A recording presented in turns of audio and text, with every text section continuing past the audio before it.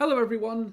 Welcome to a professionally unprofessional podcast. It's our awards show at last, and I'm joined by my good friends Reese and returning to the podcast for our awards show, Elliot Chapman. I live, bitch! For now. You thought you could get rid of me? Well, you did. But then I came back. Fuck you. Well, because It's like that scene from Ice Stage 4. We thought you died. Sadly, I did. But I lived. But then I got better. So, 2020. So before we go into the awards, 2025. And as far as gaming goes, how do we feel about it? Yeah. The So games there's that some were bad really, stuff. the games that were really good, but it was full of a lot of forgettable ones. Yeah. Which It's a lot of bland entries this year. Yeah. It really did feel like Nintendo had an opportunity to really dominate the year with the conversation because of the launch of the Switch 2. Yep. And because it felt like Sony and Microsoft, for the most part, kind of just laid down and didn't do much. I mean, obviously, we got excellent releases from both companies because Ghost of Yotei was a thing, Death Stranding 2 was a thing. Microsoft had some decent releases with like Doom: The Dark Ages and Tony Hawk Pro Skater and Keeper. But at South of Midnight, I'll be remiss to forget South of Midnight. But Yep. Which was going to be multi-plat. it's going. They're all going to be multi-plat. Yeah. I'd say decent year, but I think Elliot made a point. The games that really stood out, but there was a lot of mediocre stuff along the way. Yeah. It's not like a year where we went, wow, what a moment. It's not like 2023 or 2017. But of course, I think we should start with the weaker awards. So if you haven't watched this before, here's how it works. We're going to do a bunch of awards announcements. We're going to give our winners in these categories, and then we'll go into some brief explanations behind each one. If we miss something or out, leave us a comment, and we'll try to establish a bit further if we need to. Yeah, leave us a comment, and we won't read them. Yep. Or it'll just be Carl reading them as he cries into his pillow. It'd be nice to get some into his God of War life-size God of War plush. It'd be nice to get some comments other than saying our opinions on Wise Man's Grandchild are bad. We still get those? Well, no, it's just the only one I remember, really. So let's start. Yeah, Carl, the only reason you remember it is because it's the only one we've ever had. So we've handed out the golden Pablos, we've handed out the golden Ripleys, we handed out the golden Alfies. This year we're handing out the golden Peppers. Oh. What about Ren's pet? We have Luna. Yes, but unfortunately Ren doesn't. Yes, but Ren's not here, therefore he doesn't matter. Look, Exactly. It was Ren's choice to stab us in the back and leave. I know he can deal with the consequences. I should stress for people listening, Ren's not leaving. He's just taking a bit more of a back seat in starting this year. Or so he claims. So we got the golden Peppers this year. So Elliot, do you have all your joke names ready? I did. I spent a grand total of 30 seconds on each of them. Perfect. Starting with so let's start with the negative awards. Worst company / publisher. The Chicken Jockey Award. Elliot, who's your award going to? Microsoft. Reese? Microsoft. I'll make it a trilogy. Yep. Worst game. The Ending Your Conference with High Guard Award. I quite like that one. Elliot, who's your award going to? Hell is Us. Reese? Sensuality, Echo of Ada. Fuck, yeah, that one. Drag X Drive. Biggest review mistake we made. This fucking podcast award. Elliot? My review output. I'm going to dispute that in a minute, but Reese? Not really a major one, but I would say my Moss to Wales review because they've added more stuff since. Too Nice to Mario Kart World. Yeah. blandest game of the year. The Raisinless Muesli Award. Elliot? Hyrule Warriors, Age of Imprisonment. Ooh, interesting choice. Reese? Sensuality, Echoes of Ada, for different reasons than worst game. Okay, I'm going to discuss that in a minute. Assassin's Creed Shadows. Oh, yeah. Most disappointing game. My expectations were low, but holy shit award. Elliot? Pokemon Legends ZA. Reese? Metroid Prime 4 Beyond. Pokemon Legends ZA. Okay, so we're gonna let's talk about. I want to start with Sensuality Noir actually, Reese, because it got 2 awards off you. Or not Sensuality Noir. No, that's the anime. This is Sensuality right? Echo of Ada. Okay, sorry, I got them mixed up. Sensuality Ada. The game I reviewed back in last January. Yeah, because Sensuality Noir is actually fucking good. Yeah. Yes. But the game. Watch that series is great. So whereas this game, they decided to make it an extraction shooter. Which was a terrible idea. And the game launched with 2 maps and constant spawn camping. Now, so as soon as you load into a map, you pretty much die within the first 2 minutes if people are camping it. I mean, it's Watch gave it both blandest and worst game. So, worst game is that it ran terribly. You had 2 maps. You lose all your stuff way too quickly. So even if you die on your first expedition, your insurance runs out. You then lose everything straight away in the second one. So if you die twice in a row without getting anything, you pretty much cannot continue. Because you get one shot by anyone. I remember you mentioning that. It's way too punishing. Yeah, compared to other extraction shooters that we see. Yeah. It's just so bad. And what made it bland for me was the base building aspect that was going to set it apart from other extraction shooters. They turned this into a mobile phone game in the way that when you do construction for it, you have to wait real time to build this stuff. Like it's a phone game. It's like certain parts of the base would be like 24 hours cooldown to build a certain thing. So not in game time, but overall time. And it was just, I was thinking, why am I waiting here for the stupid base to keep constructing? And of course, like every other microtransaction, you can pay to speed it up. Of course you can.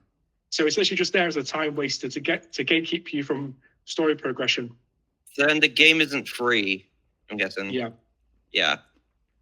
It's on PS Plus now. It is free technically.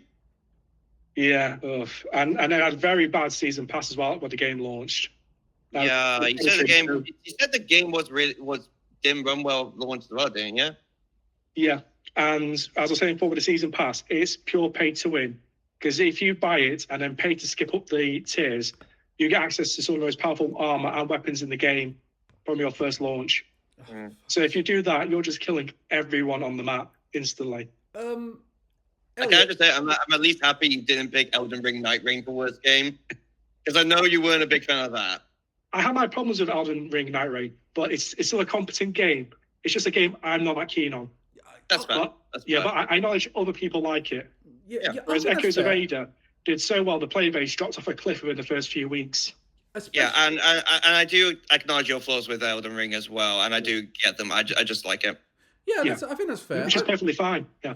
I think the thing I don't like, also in a year where there was also Super Robot Wars Y, there was way better options if you wanted a good mech game. Yeah. Well, the whole thing with Super Robot Wars Y is that it's 150 hours. It's fantastic for what it is, but it's extremely repetitive. Well, technically, there's Doom the Dark Ages as well. Yeah. Oh yes, of course. Technically. So, Elliot, would you rather discuss your worst or blandest game first? Let's go with worst first. Okay, yeah. So your pick was actually, I picked Hell Is Us. Yeah. Which I forgot that you came out and said it's such a dreadful game. So there was some. I will not. Although all the worst games I have talked about on the series, this is the least worst. Like there are some aspects to it I like. Like I love the exploration. I love how you sort of have to figure out where to go through design set pieces and character dialogue. Like someone says something like, "Oh, where you have to go. You have to find the person you're looking for is in the house with the swing outside of it, and you find that." and then the person in there says, "Oh, you look through the world, you can see your next area or the next place you have to go just through this hole if you look north." I like that. The problem is the combat is ass. It really is, yeah. The combat is so goddamn difficult. It's to the point where normal enemies are killing you regularly, and it's not even fair. They do way too much damage, and you don't do near enough damage to kill them. So the story is also boring as sin, and just not good. The main character's a sociopath, despite not really showing any sociopathic tendencies. And for the record, I've read a book where the main character is a sociopath. I'm not a serial killer. Highly recommend it. It's a very good representation for sociopath. It's just Okay. I remember fuck all about it. Yeah. Aside from the combat and the guy and the main character's hair looking stupid. Can I say with Drag X Drive? Curly and has frosted tips. Yeah, I picked Drag X Drive, which is it doesn't work. Yeah, especially with your dyspraxia. No, I think even with because it was, but even then I was following the instructions repeatedly. I was like, I tried putting the mouse because I thought, okay, the mouse mat is not working. I'll follow the idea of putting it on my legs to see if that works. It didn't function. I tried putting it on a mat on a mat. It didn't function. Nothing about it functions. I was lifting up my arms to do the shots, and it wasn't doing it. And it was like it went across half the bloody mat. It doesn't work. This game would be fine as a release if I had a traditional control scheme, because I'm forced to use the Switch 2's mouse controls. It's just dreadful in every sense of the word. And it has, so what you like about some of Nintendo's projects, they at least have looked like, some of their wackier projects at least look full of life. Yeah, I will say, I'm surprised none of us picked Nintendo Switch Welcome Tour. That was nearly on my list, but at least Switch Welcome Tour functions. And it was also cheap compared to these other games. Yeah, it should have been free. It should have been free, but Drag X Drive was £10 more, and you get so much less for it. Bloody hell. And it just, especially because it looks like a tech showcase. Yeah, I was thinking that. It looks like a tech demo. Yeah. And it was like, it functions like a tech demo. Like, there's no, like, you look at something like ARMS or Splatoon, there's life, there's colour in it, it's all the story. It's all drained in Drag X Drive. And look, I think disabled people should be visible. I love the concept of an extreme wheelchair basketball game. But this functioned appallingly. Do you want to know what I think they should do for great representation? Wheelchair Tony Hawk. I love those people that. who do wheelchairs on half pipes. Do that. That was an unlockable character in Tony Hawk's Underground 2. It was a guy in a wheelchair and a full body cast you could play as. Do a full game of that. Yeah. Yeah, that would be sick. I'm with Elliot. Do a full game of that. Yeah. So sorry to butt you out again, Reese, but we're going to talk about the blandest game of the year. Yeah. It's exactly the same reasons. It's just playing the game, seeing these day-long build times. The story is so forgettable compared to the anime. It's a separate story, and I was just bored during the entire thing. And the game launched with 2 maps, and unlike we were talking about Night Rain before, that only has the 1 map at launch with Limveld, but you had shifting Earth events and different seeds, so the map was different almost every time we played. Yeah, and with the game Echoes of Ada, it was 2 maps at launch, and they were completely static. Nothing changed on them. Yeah, and the game and Night Rain was very much designed to be replayed over and over and over again. So you learn more about the world. This one just does not have that same function. Yeah, because with Night Rain, you can play all these different character classes. In Echoes of Ada, you're just the mech, and that's it. So everyone's got the same mech. The only thing that's different is a few weapons, like shotguns, rifles, lasers. Apart from that, everyone looks the same and plays the same. There's no variety on the maps. So it got very boring very quickly. Yeah. Yeah. Elliot, what was your choice again? Well, Inuar. Yeah. Yeah, so why does that one win this award for you? Hyrule Warriors. Yeah, how do Hyrule Warriors win it was just. First of all, I very much disagree with you. I think it's a massive downgrade to Age of Calamity. Do you know what? I felt like the characters did not play nearly as well. I did not notice like any of the sort of fun aspects of Age of Calamity that I did. Like I remember playing Age of Calamity thinking, oh, there's some areas in this game that you can actually see in Breath of the Wild. I did not think that in this game. And as the characters just aren't nearly as fun. Like I found maybe 4 characters that I enjoyed playing, 4 or 5 I enjoyed playing as. The story felt really rushed.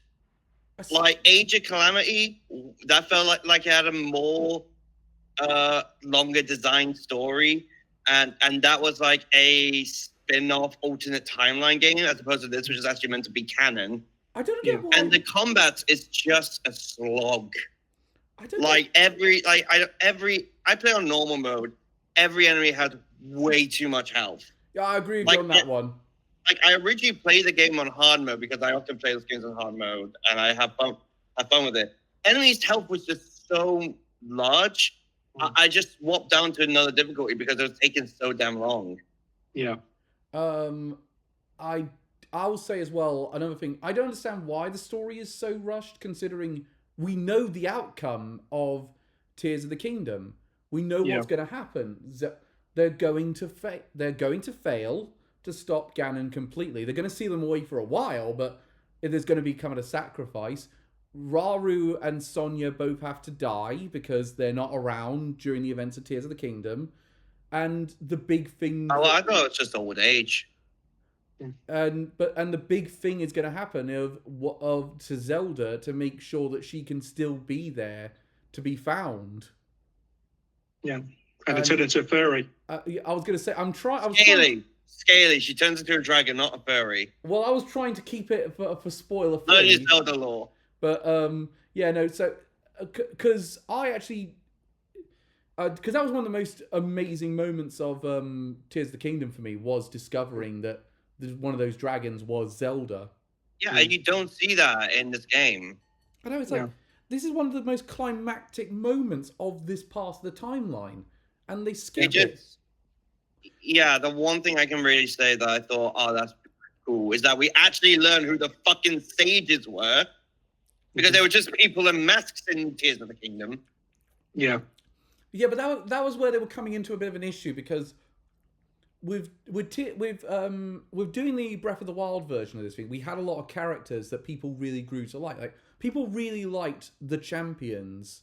Yeah. No one's really cared that much about the sages, so they had a bunch of characters. So there's not a much desire to, oh great, I've unlocked the Wind Sage. I mean, it was just fun to finally actually learn about them. Yeah. We at least gave them some character this time. Yeah. Yeah, it's just another issue with modern day Zelda, I think. AC Shadows. I'll be honest, I completely forgot until I went over the list of like the games I played this year. I completely forgot I played this. Yeah. That's that's why I gave it this award, because this is one of the most I don't think it's the most forgettable game in the Assassin's Creed series, but I think it's one of the most forgettable. I mean, let's be honest. I think at this point, forgettable is a compliment to Assassin's Creed, as most of them have just been bad. Yeah, since most people only know Shadows now due to that horrendous Attack on Titan DLC. Those character models. See, here's the thing, though. I live now in a world that has Ghost of Yotei, and it's such a better game compared to Assassin's Creed Shadows. Now, before that, we even had Ghost of Tsushima. Yeah, and that was the thing I commented a lot in my review. I was saying I thought Ghost of Tsushima was doing a lot more innovative ideas, a lot more innovative storytelling, and it really came out with Yasuke, who I like the fact he's here, but I didn't enjoy his gameplay, and I just felt like saying, "This is not." I mean, how if you won like a samurai game that's a good samurai game that's not one of the Ghost games, Rise of the Ronin is right there. Yeah. And it's just, it really is just a case of, it's nothing that separates it out. It's just an Assassin's Creed game. Honestly, I don't think the right-wing grifters should have gone as nuts about this game. Shouldn't have gone as nuts against this game as they did, because if they just stayed silent, it would have died off a cliff way sooner. Yeah. In fact, the irony is, they probably actually kept the conversation alive about this game longer than it ever had any right to be. Yeah. I'm off Twitter. I don't know any of this. Don't worry about it. You don't need to know. Yeah. Trust me. Racist? Is it racist? Oh, very racist. Yeah, it's racist. Yeah, because there's a whole bunch of them saying that Yasuke didn't actually exist and he was made up. No, he did. No, he did. There's historical record. Learn your history, you pricks. There's major historical record about it, and people who claim to be historians were presenting very dubious evidence for their claims.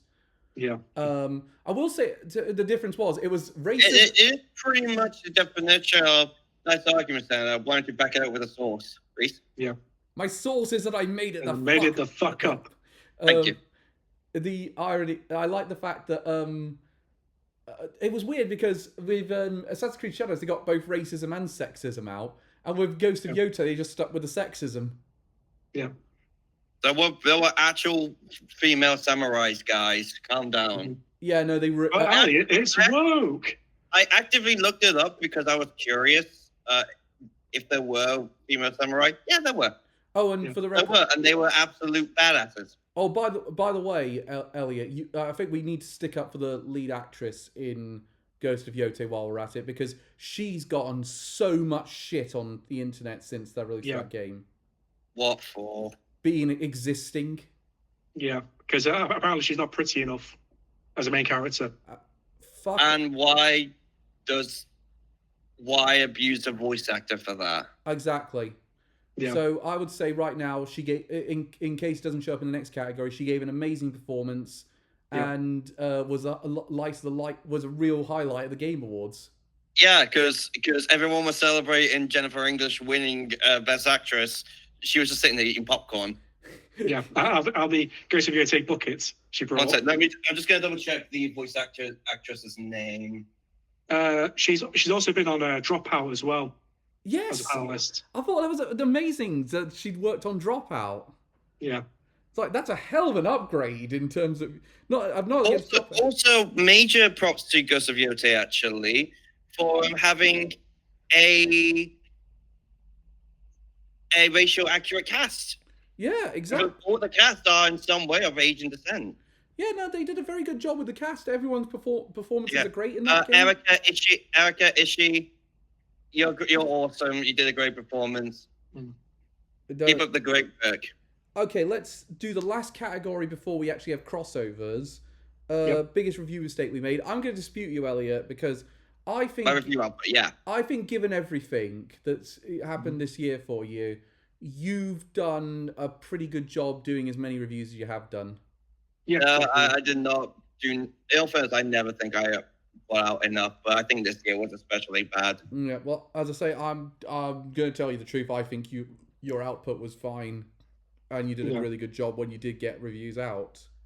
Definitely. Reese, you went with Monster Hunter Wilds. Yeah, so some of my problems I had at launch have now been fixed with the free updates over the course of the single year. I mean, I don't think that's like anything we can really say was a mistake because it was accurate at the time. Yeah. So now, if I re-reviewed it, I would score at some points higher. No. Yeah, like when with Elden Ring Night Rain, I did make a bunch of complaints that it was only really working for 3 players, like it wasn't really designed for any less than that. But I did acknowledge in my review that this will likely be changed with the updates, which it was later. Yeah.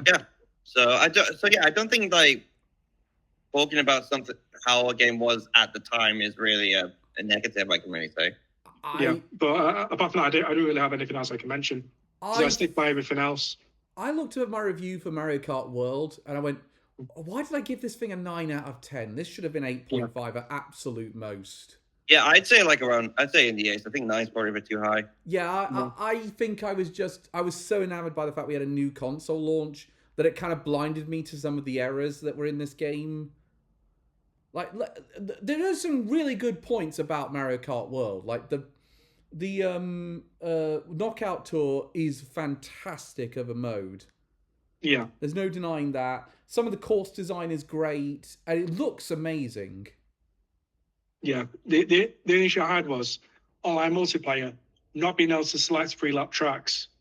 That got annoying, and they made it worse later. They were like, "You will do the you will use the open world, and you will like it." Yeah. Type attitude. It's why DK Spaceport was such a wanted track, because you were almost guaranteed you were getting a good track at that point and a good amount on that track. I mean, I didn't mind the fact that the races weren't circuit races, but yeah, I do agree. I do wish they gave you the option. Yeah, and that's all. They took player choice away from the player. Yeah. But at the same time, that wouldn't have affected my review score, because that was in a later update that really became an issue. It was bad at launch, then they made it even worse. Yeah, that was the problem. It was bad at launch, and they made it even worse. Yeah. So let's start with some that we did have most disappointing. I'm going to start about Pokemon Legends ZA on most disappointing, because 2 of us picked that. Oh god, that game was just bad. It was also disappointing for me as well, but not as bad.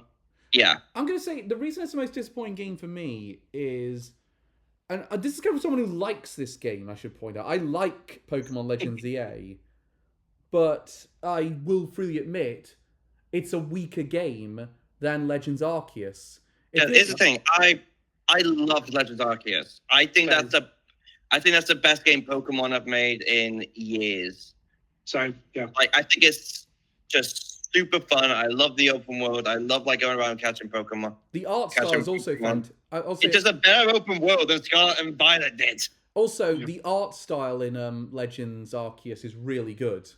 Yeah, I really do. It does go more watercolors. Yeah. But then, so when a new Legends was announced, I was excited because, I mean, the first one did really well. And this is only the second game they've already shat the bed. Yeah. I wasn't a big fan.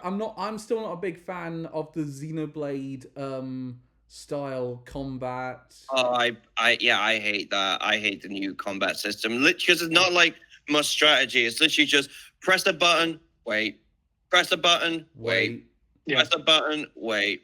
Or just press whichever button's not on cooldown. Luminos. Yeah, it's pretty much. I'm seeing from Calvin here. It's pretty much the Jeremy Clarkson meme of bored, boring.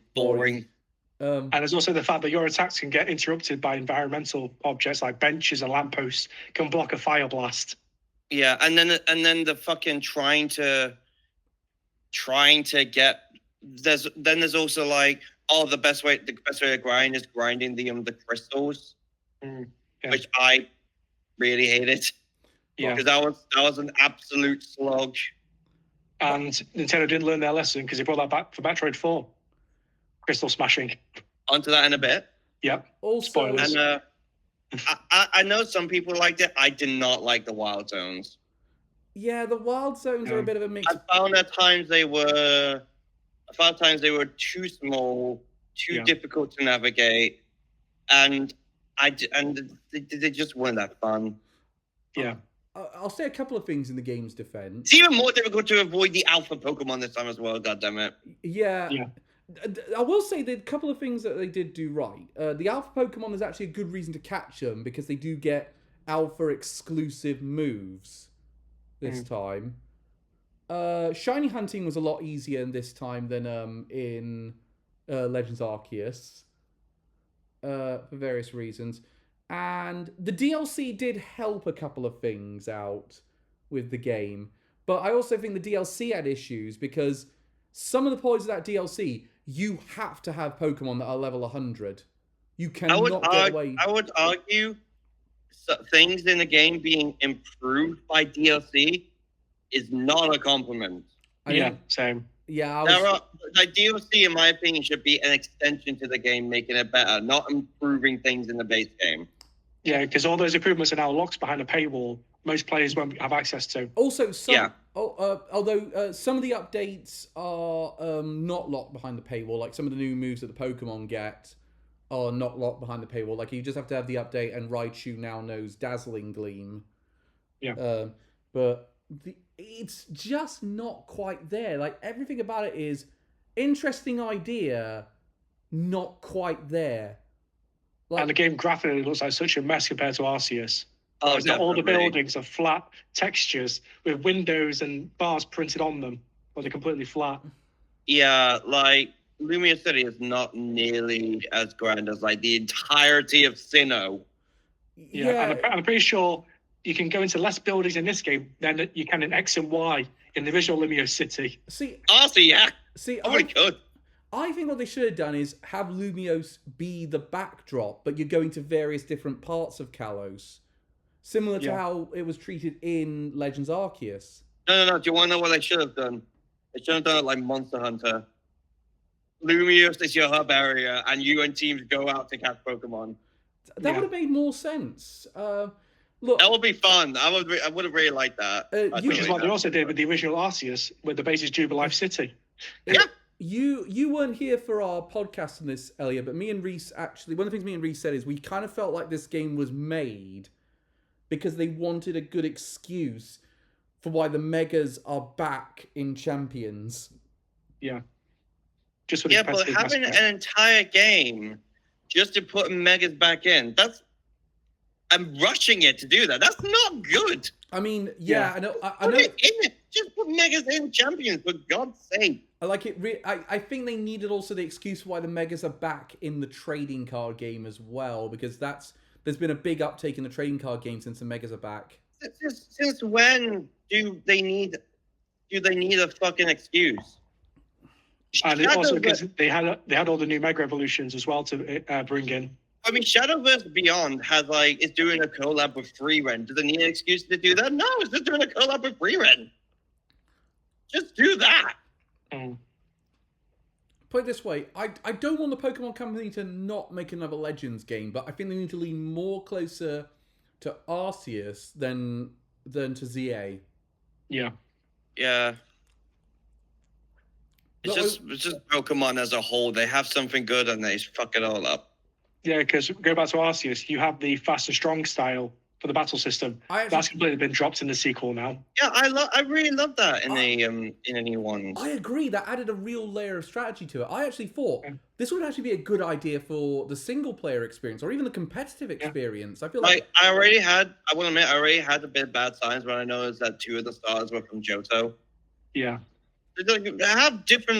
Have one at least from I don't know, fucking Sinnoh or something. Yeah, just have starters from every different region. Oh, yeah. Now they've just doubled up for no reason. I would have said take out Totodile and put in, say... Take out Chikorita. Yeah, but then Meganium... Take out Chikorita, put in Snivy. Yeah. I wouldn't mind a new version of Superior. Oh, no, wait, no, Tepig. That's the other one. Put in Piplup. No, wait. Turtwig. Yeah, I was going to say, because... Anyway, also, we did not like the fact that Mega Evolutions some of the Mega Evolution stones were locked behind the online multiplayer. That's shit. That's really... Now, granted, I believe in Pokemon Champions, that's not going to be a barrier of entry, because you will be able to buy the Mega Stones in that game. But still... Microtransactions, yay! I have been informed that microtransactions... I think If it works for Pokemon Unite, it'll work for this. Pokemon... Apparently, though, the microtransactions are going to be cosmetic only. They're not going to be for in-game stuff. You're going to have to earn that. What cosmetic stuff will you be able to put in Pokemon Champions? You can give your Pikachu a hat? I think it's outfits for your trainer and stuff like that. And also, don't forget, we do have history of other companies... going back on microtransactions, like Crash Team Racing launched with no microtransactions. Then later on, they added them. That was to avoid having to put it on the next to the age rating. Yeah, I'm guessing. Reese, Metroid Prime 4. Yeah, we waited 18 years for this. 18 8 years of development. What? 18? No, 8. Not 18. No, since Metroid Prime 3, it's been 18 years. Oh, okay. I thought you were meaning when... No, for 18 years is Prime 3. 8 years of development, broken up to the original 2-year segment, and then 6 years when about to Retro. And it was just so boring and drawn out with padding. Yeah. Because so even at the end of the game, when I grinded for 2 hours trying to find the last item I needed for 100%, because the map wasn't telling me, turns out it was still related. But I could have beaten this game 100% in just over 10 hours. And that's unheard of for a Prime game. On my first playthrough with no guides. Yeah, the first, I think it took me longer to just finish Metroid Prime 1. Yeah. I didn't. The thing about Metroid Prime 4 for me is it's a really good. I feel like with Metroid Prime, they have to start coming up with new ideas for that series because it does feel like Prime 4 plays it a bit too safe. Yeah, but like, I honestly, with Metroid Prime, I thought the open world, if anything, made the game feel way more hollow. I agree. Yeah. Exactly just for padding. That's the only reason. Rather than all the dungeons being interconnected and like actually feeling like it's sort of, a massive maze, it's literally just, oh no, just go to this fucking dungeon off to the side. And it made them feel way more linear. Desert, dungeon. Desert,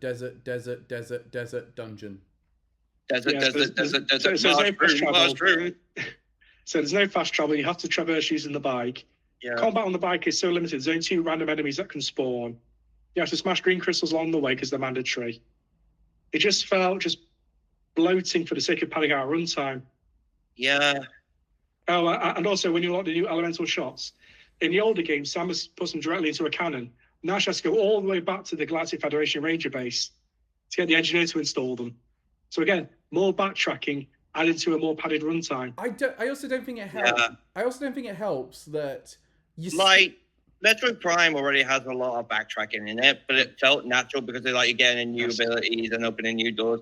That feels way too forced. Also, can I also say I think the whole manual saving thing is incredibly outdated. I think they need to start just having it be an autosave. Yeah. Now, there's no reason for it to still be the manual save. I don't mind it, honestly.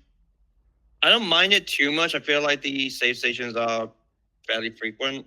I feel like, yeah. So I don't mind it as a way to manually save and to refill ammo and missiles, but overall, I think this game could have done with an autosave. It really could. That's just how much backtracking there is. Because I remember there was one time I was playing it, and I really wanted to. I think I was playing quite late at night. I was like, I really want to go to bed now. There's bound to be a save point soon. It took me another 30 minutes before I found another save point. You could just lock the switch, right?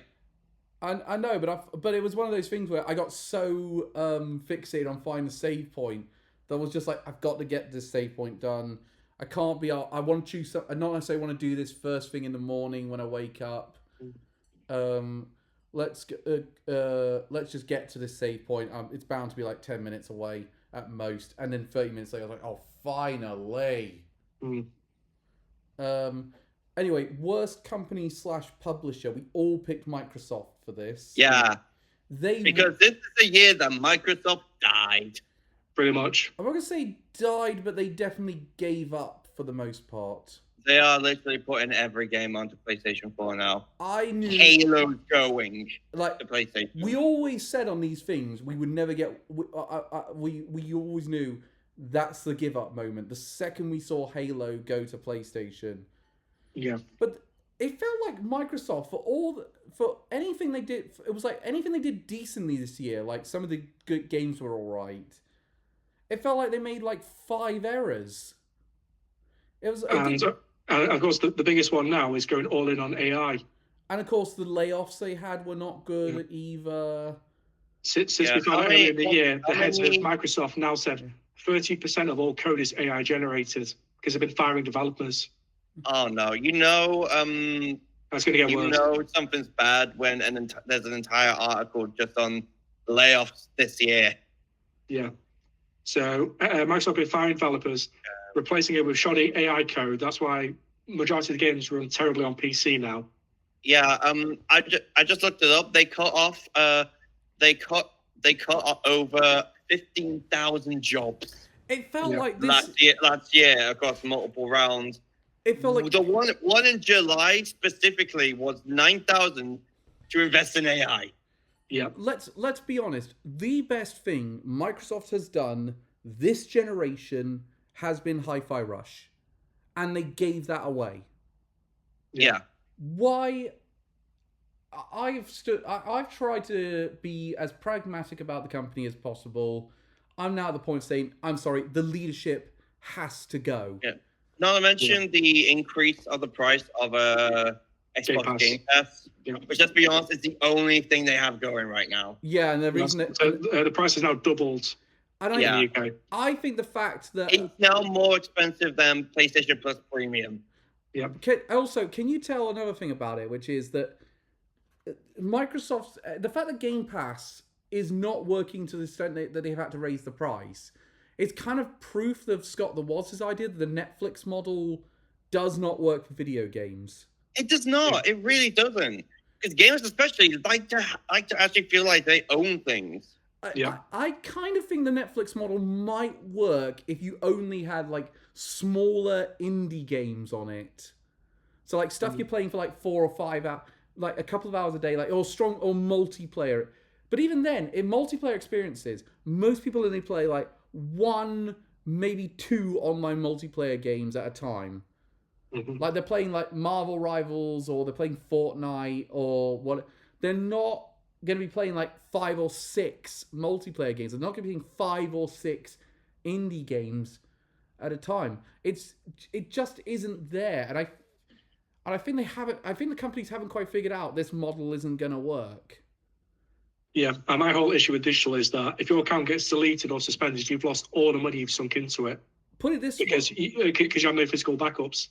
Like if you create a new account, you still got the discs to physically use. Digitally, you lose everything. But the problem is that the bastion of physical entertainment right now is limited run games, and they're dreadful at it. Put it this way, my collector's edition of Sonic X Shadow Generations, you remember when I ordered that? It's like before the game even came out. It was like July or June of 2024. It arrived on the 28th of December 2025. Yeah, so a year and a half later. Exactly, and a lot of the time... I think currently the only storefront that actually feels kind of safe with digital is Steam, because I feel like they are way more reliable than other ones, and also they're definitely not as heavy with the ban hammer as I think a lot of other companies would be. Like, I feel like you need to piss off Steam a lot to actively get banned on it. Actually, that brings up an interesting point, which is to Reese's point about you losing your stuff.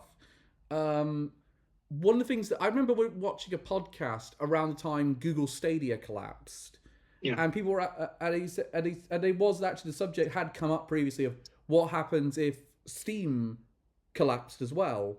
And apparently Steam had actually addressed this and said, look, if this ever were to, in the unlikely event this ever were to happen, we'd give you a way to get your games out of there and on your hard drive. You wouldn't lose access to anything.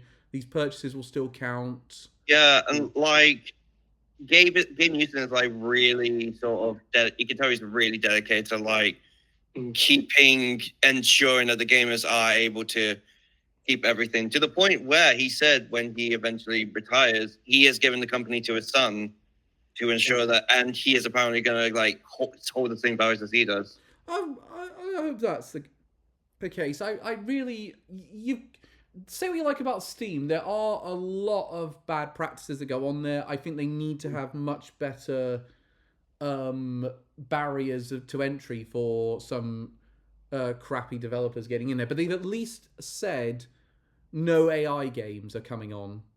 Yeah, like they are.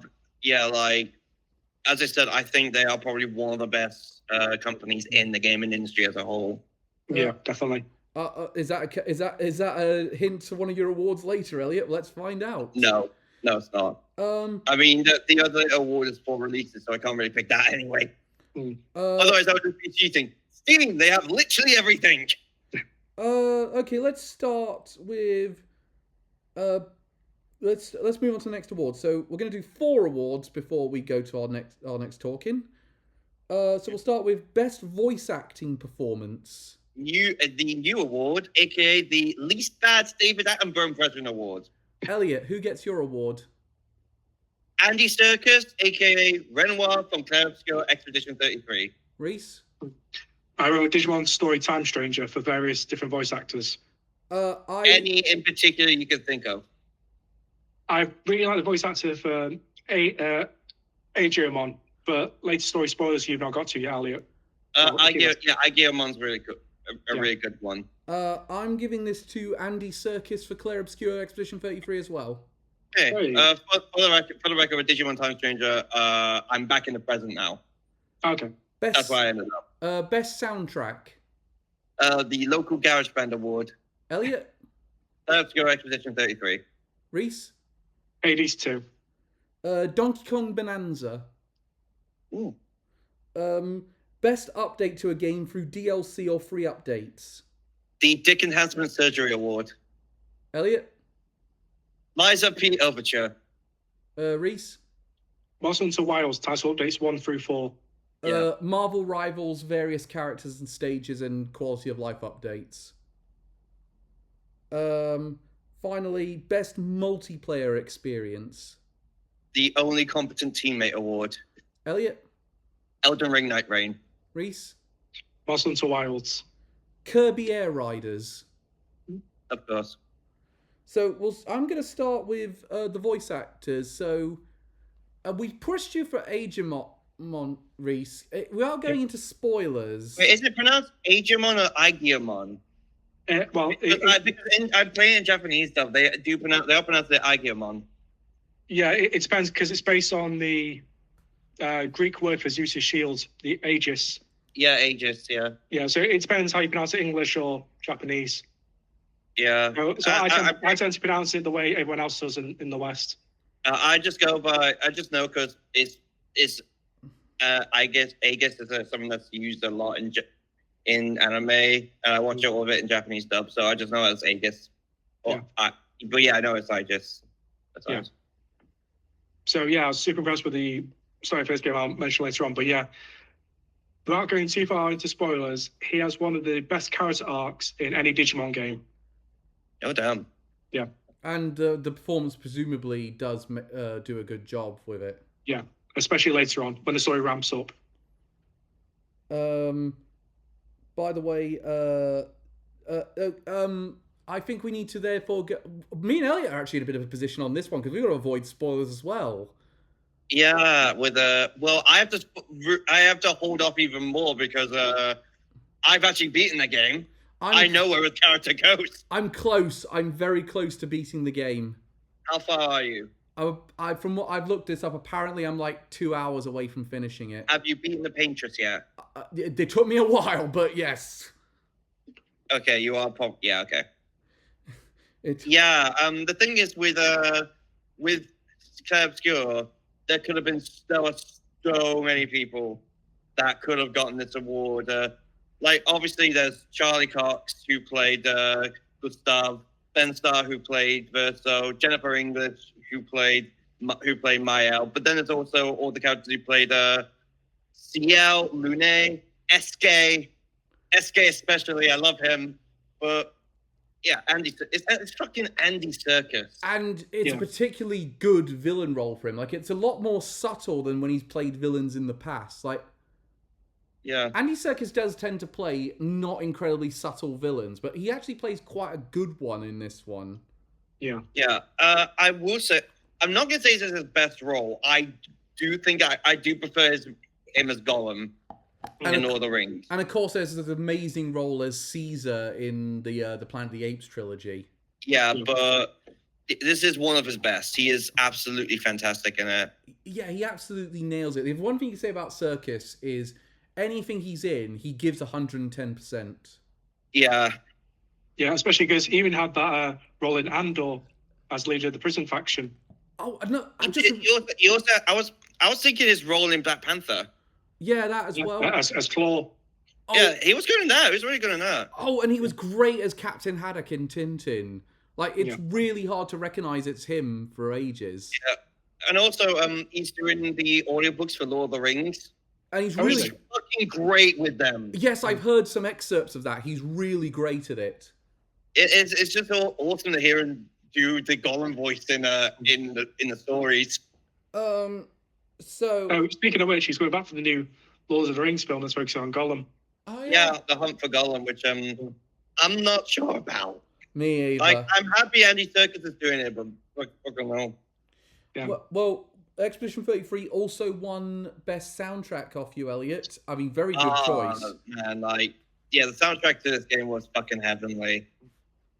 Like, it does a lot of French sounding songs. Like, you do get a lot of this sort of accordion sounds, and it does sound very distinctly French, including like, I know, French, but with like the language. But then there were like some absolutely epic songs. Like there are songs that are like some of the grandest, most epic songs I've heard in like a JRPG. Like there's the song that play when you fight the Paintress, when you get to the final boss, where you just do when there's so much in the soundtrack that just fits everything perfectly. Can I just say, because Claire's Obscure Expedition is going to win an award off me later, I have seen the final cutscenes because I wanted to make sure I knew the full the full grasp of what goes on in the game before we did these awards. Oh my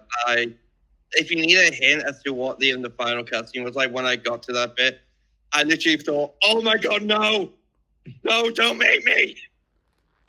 Meanwhile, I'll see busy reviewing other games at times to play it, but I have seen the full story spoilers myself. It's such. Okay. It's we'll get to that later because it's definitely winning Elliot's best story. The soundtrack. Let's go on to but the other thing. But it is a great soundtrack. I think one of the highlights of the songs for me was, you remember that boss with the lanterns in the dark and would shoot several times. Yeah. That song, the song for that boss fight is so epic. Hell, even the songs when you're fighting the mines, they're fun. Those are great, yeah. The only thing I had now we've got plenty of time for me to say that one, because I was going to say the only thing I had a bit of an issue with Expedition 33 was the Dark Souls like mechanics to it. But even then, it was just like it kind of bothered me to begin with, but I got used to it later. Nah, I liked it. I was fine with it. Reese, what was your best soundtrack again? It was... So mine was Hades 2. Very good follow-up soundtrack. Very good, yeah.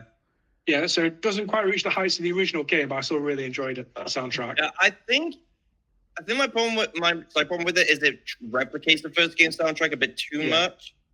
Like there was not same audio used. You could just think, that definitely. I wouldn't be surprised that it comes directly from the first game. There's still heavy because they want to keep the Greek aesthetic going. There's still heavy emphasis on the bouzouki. Yeah. Which if you ever go to Greece, you won't go and the restaurant's playing music. There's always a bouzouki player.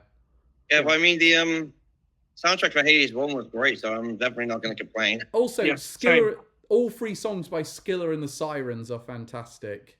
Yeah. Which one's your favorite? I still go for Coral Crown. Coral Crown, obviously. I really got. I was really found myself singing a lot to "I am gonna claw out your eyes and drown you to death." That was probably going through Calvin's head whenever we did live streams. Just every time a made joke at a dispense, just thinking. One of my favorite tracks though is the song for King Vermin. Yeah, that song. Have you listened to that one? Yeah, that one's great. I didn't. Also, the fight against Prometheus, that was a proper good one. You know what? Actually, just to go back to voice actors, there were so many characters in Hades 2 that could have gotten. That could have gone up there. The person who voiced Kronos, Melinoe, Ben Starr again. Yeah, again. Is Ben Starr just in every great game? Apparently so. Pretty much, yeah. Yeah. Especially because he was such an unknown person before he was in Final Fantasy, and now he's everywhere. Yeah, like I think Final Fantasy 16 was like his first major role. Yeah. And now, like, you know what? I'm not going to complain. He has become one of my favorite voice actors. Because he knows how to market himself. He really took what he had got from that and blew it up over the internet. Yeah. I mean, I'm pretty sure we've all seen the his Magic the Gathering ad. Oh yeah. That was so funny. And he also hosted a live episode of Game Nights at a Magic convention because someone was using the Clive deck. And there's also all these adverts of Latro where he just dresses himself in clown makeup, doing stupid stuff. What about my choice was Donkey Kong Bonanza. Yeah, very strong. The Pauline songs in that were great. Yeah, I like the remixes of some of the old Donkey Kong Country songs as well. Are quite good. Yeah. The final boss fight music is so good in that game. You know what? I will say the end credit song is probably my favorite song to come out of gaming this year. Yeah, that was really good. That song is so damn good. And it was so good to actually hear that song be performed live when they did the sort of Game Awards. Like got in the actual singer. Yeah. But she's even dressed as Pauline as well with the right colours. I think my favorite. why did Koji have dressed as Donkey Kong? Just show up in a fucking ape outfit. That would have been so funny. My favorite song, though, I think, is the Snake Bonanza theme. Although the Bonanzas, honestly, my favorite's the probably the monkey one. Same, the Great Ape. Yeah, the DK one. That one's pretty good as well. I really liked that one. Okay, so DLC updates. I'm going to start with Reese this time, because I didn't really take much involved with Monster Hunter Wilds. Was the updates really good? Yeah, so the updates fixed a lot of the problems I had. You can rematch now the final story boss, Zoshia. And they've had 4 separate waves now by Capcom, just in last year, with each wave having at least 2 new monsters in it and several event quests. Yeah, but if I was going to complain about the fact that these felt like they should have been the game at launch with Rise, so those people on my original review, Wilds has an incredibly small roster of base monsters, even compared to World, which had 1 less than it. So we've gone a full generation, and at launch they added 1 more monster. Whereas Rise had a lot more monsters. Rise felt like they made that game exciting each time they announced an update. It doesn't feel like they've done that with Wilds. Yeah, so Wilds launched with around 30 monsters, and it was just too small of a roster. Yeah. But I also complained about that with Rise. I felt like Rise felt incomplete when that launched. Well, the thing with Rise is that they shipped the game before the story finished because it was during COVID development. That's fair. They didn't have enough time to finish the story, which is why that came out very quickly during the free updates. Whereas this one, I feel like there's less of an excuse with this one. Yeah. Elliot, you picked Lights of the Overture, which we streamed quite a bit of that, but for the record, people watching who have seen our streams, which is just Reese, let's be honest. Yep. I have beaten the DLC now. I did it in my own time. Hey. It is fucking great. It is really damn fun. Like, I thought the bosses are insanely difficult. Yeah, it's like... Yes. Like, I spent 3 streams fighting one boss before. The last boss, it didn't take me as long, but it took me an hour to learn how to deal with the first attack on phase 2. Like, I'm not kidding. That attack makes waterfowl down so fucking easy. So where you left off on stream, Elliot, how much more of the DLC was left? Oh, I think I was like probably halfway. Oh wow. Maybe like I was maybe a little bit more than halfway done. It's not too long of a DLC. The main reason it took me a while is because I kept dying. So, but yeah, it is very good. The new weapons you get are really great, and the weapon you get for beating the DLC is god tier. Oh, really? The weapon you get for beating the DLC is so fucking good. I looked up the weapon. He's absolutely right. It makes the game. It's basically easy mode. Yeah, and the thing I really like about the last weapon is that all the stats you need for it, like it doesn't scale to any particular stat, so you can just use it for whether you're doing strength, like a strength or a dex, but you can use it. Yeah, which I really like. So I gave this award to Marvel Rivals, mainly because they had the opportunity to do everything shit with a live service game, and they did none of it. Yeah, like they improved a bunch of the characters. they fixed a bunch of the issues, and they were introducing one character a month.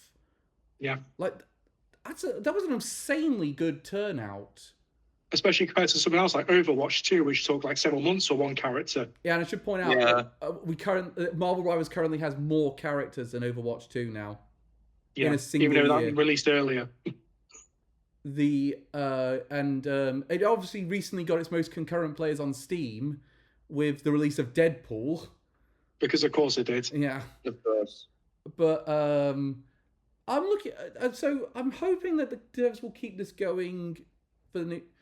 In the year, and also all the new stages were really good. Like, I'm glad they added the whole Central Park one. That's a whole tribute to Tomb of Dracula. The Halloween update one. They added Groot's home planet as a stage. Yeah. Oh. He's Hello. got a dog on stream on camera. Yeah, because he's been growling at me off screen. I've only just been able to catch him now. Way. My dog is somewhere. He's not in there. So I'm much better behaved than mine.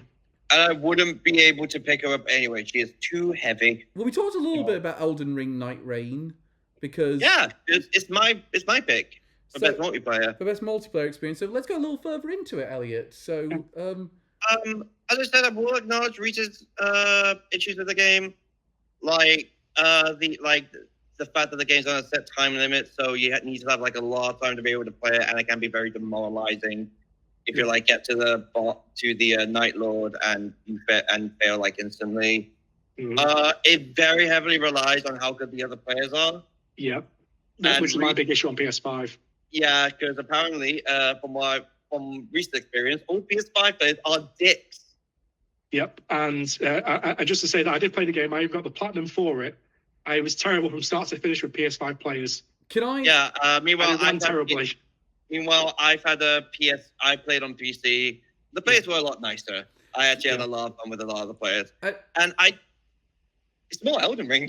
Like Elden Ring is one of my favorite games, possibly my favorite game. And it's just more of it. I thought the Night Lords were really good. I thought like the camaraderie and like the sort of playing with other players, that was really fun. Because I know that's something I think some people were saying was missing from the base game. I like how it sort of took Limgrave essentially and just did a bunch of expanded it and did a bunch of new things with it. Because like that is just Limgrave from the game. Yeah. Like you get explore that game. That is just literally the lands between. And I'm pretty shifting if they bring other parts of the map through to it. That is really fun. It's a bit of a learning experience. Like you're not gonna get it straight away. I hated the Scarlet Rot section at first, but then once I figured out how that works, the house of getting Scarlet Rot, that became my favorite area. Cool. So just a side tangent to say how bad it was for PS5. Even if I did the map ping on the flower for the Scarlet Rot to be immune to it, the other players ignored me. I just didn't get the buff to get rid of Scarlet Rot. So they just kept dying when the forest spawned. So the people who I'd play with would like ignore that and fight other bosses, but that was often on the way to the flower. Yeah, whereas in my case, they just ran off, ignore the flower altogether. Yeah. Can I also say, before anyone says it was just Reese's experience, I played it on PlayStation 5 as well. I had very similar experience with the player base on that to Reese.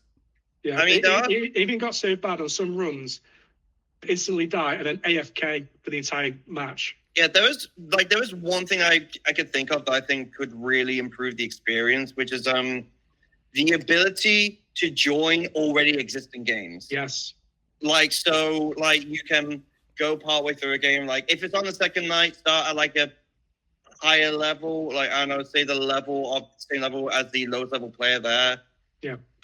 You up, that way, also, if someone drops out, someone could still drop in. I think that would very vastly improve the experience. I would also like the ability to kick players. I agree. I think the ability to kick players should be a thing on that. Yeah, I would agree, but I think it has to be like a unanimous vote with 2 people. Yeah. Otherwise, some people could just abuse that. Reese, your best multiplayer experience was also Monster Hunter Wilds. Yep. So again, more Monster Hunter, very solid. Now we have cross-platform play, so I can join multiplayer hunts with people on PC or Xbox.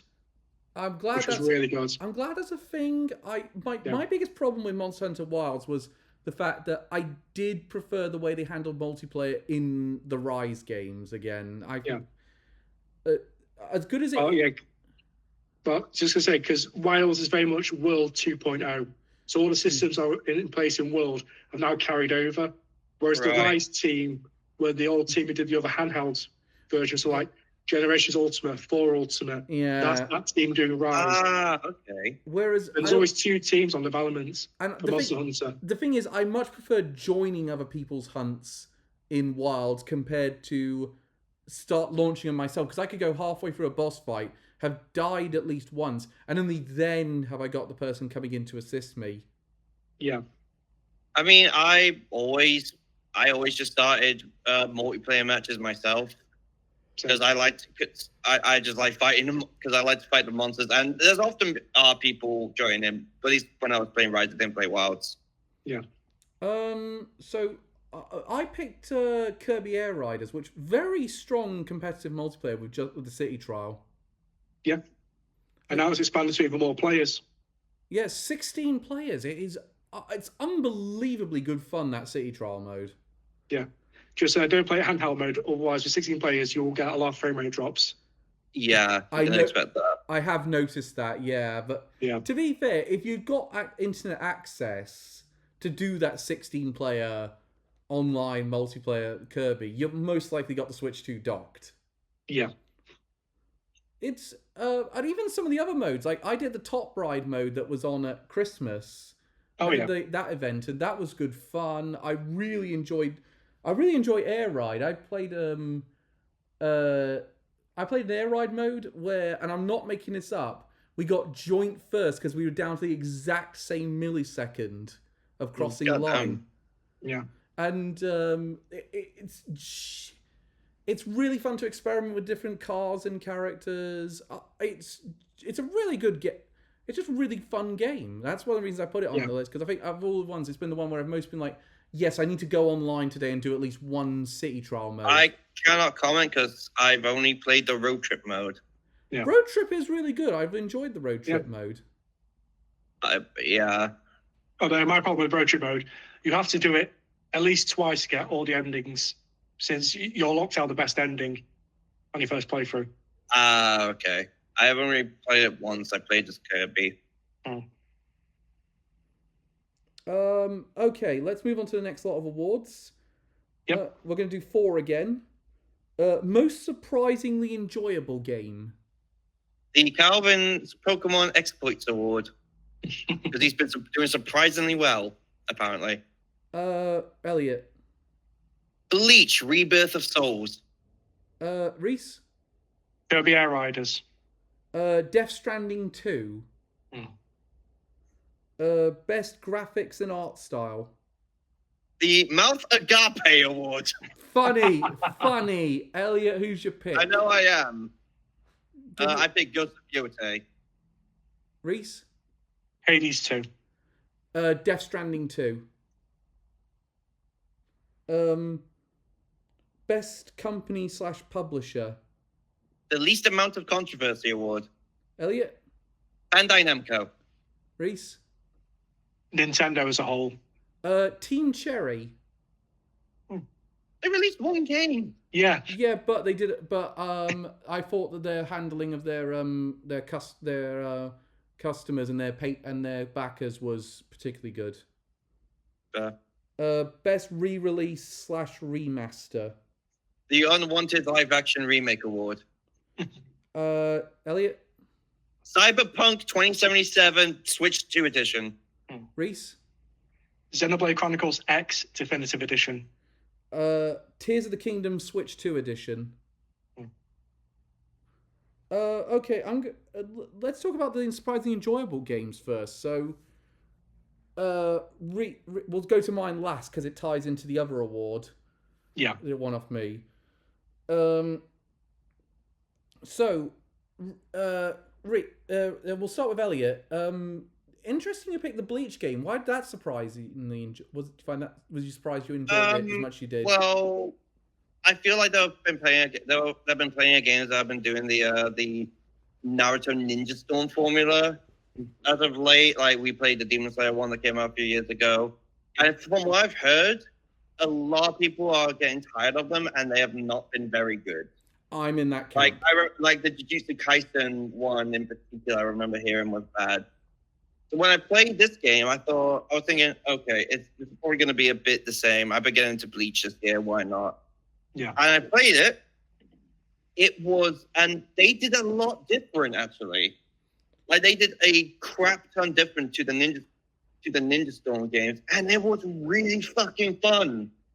Like I'm not much of a fighting game player. I really got into this actually. Like the main mechanic with it is rather than just diminishing your opponent's health, what you have to do is you have to get their I think the spirit shield down to a certain point. Then you have to do like a key attack, Ichigo's Getsuga Tensho or something like that. Essentially like the Ninja Storm attacks, and depending on how. Because your character levels up, so you unlock new powerful attacks and unlock Bankai and stuff like that.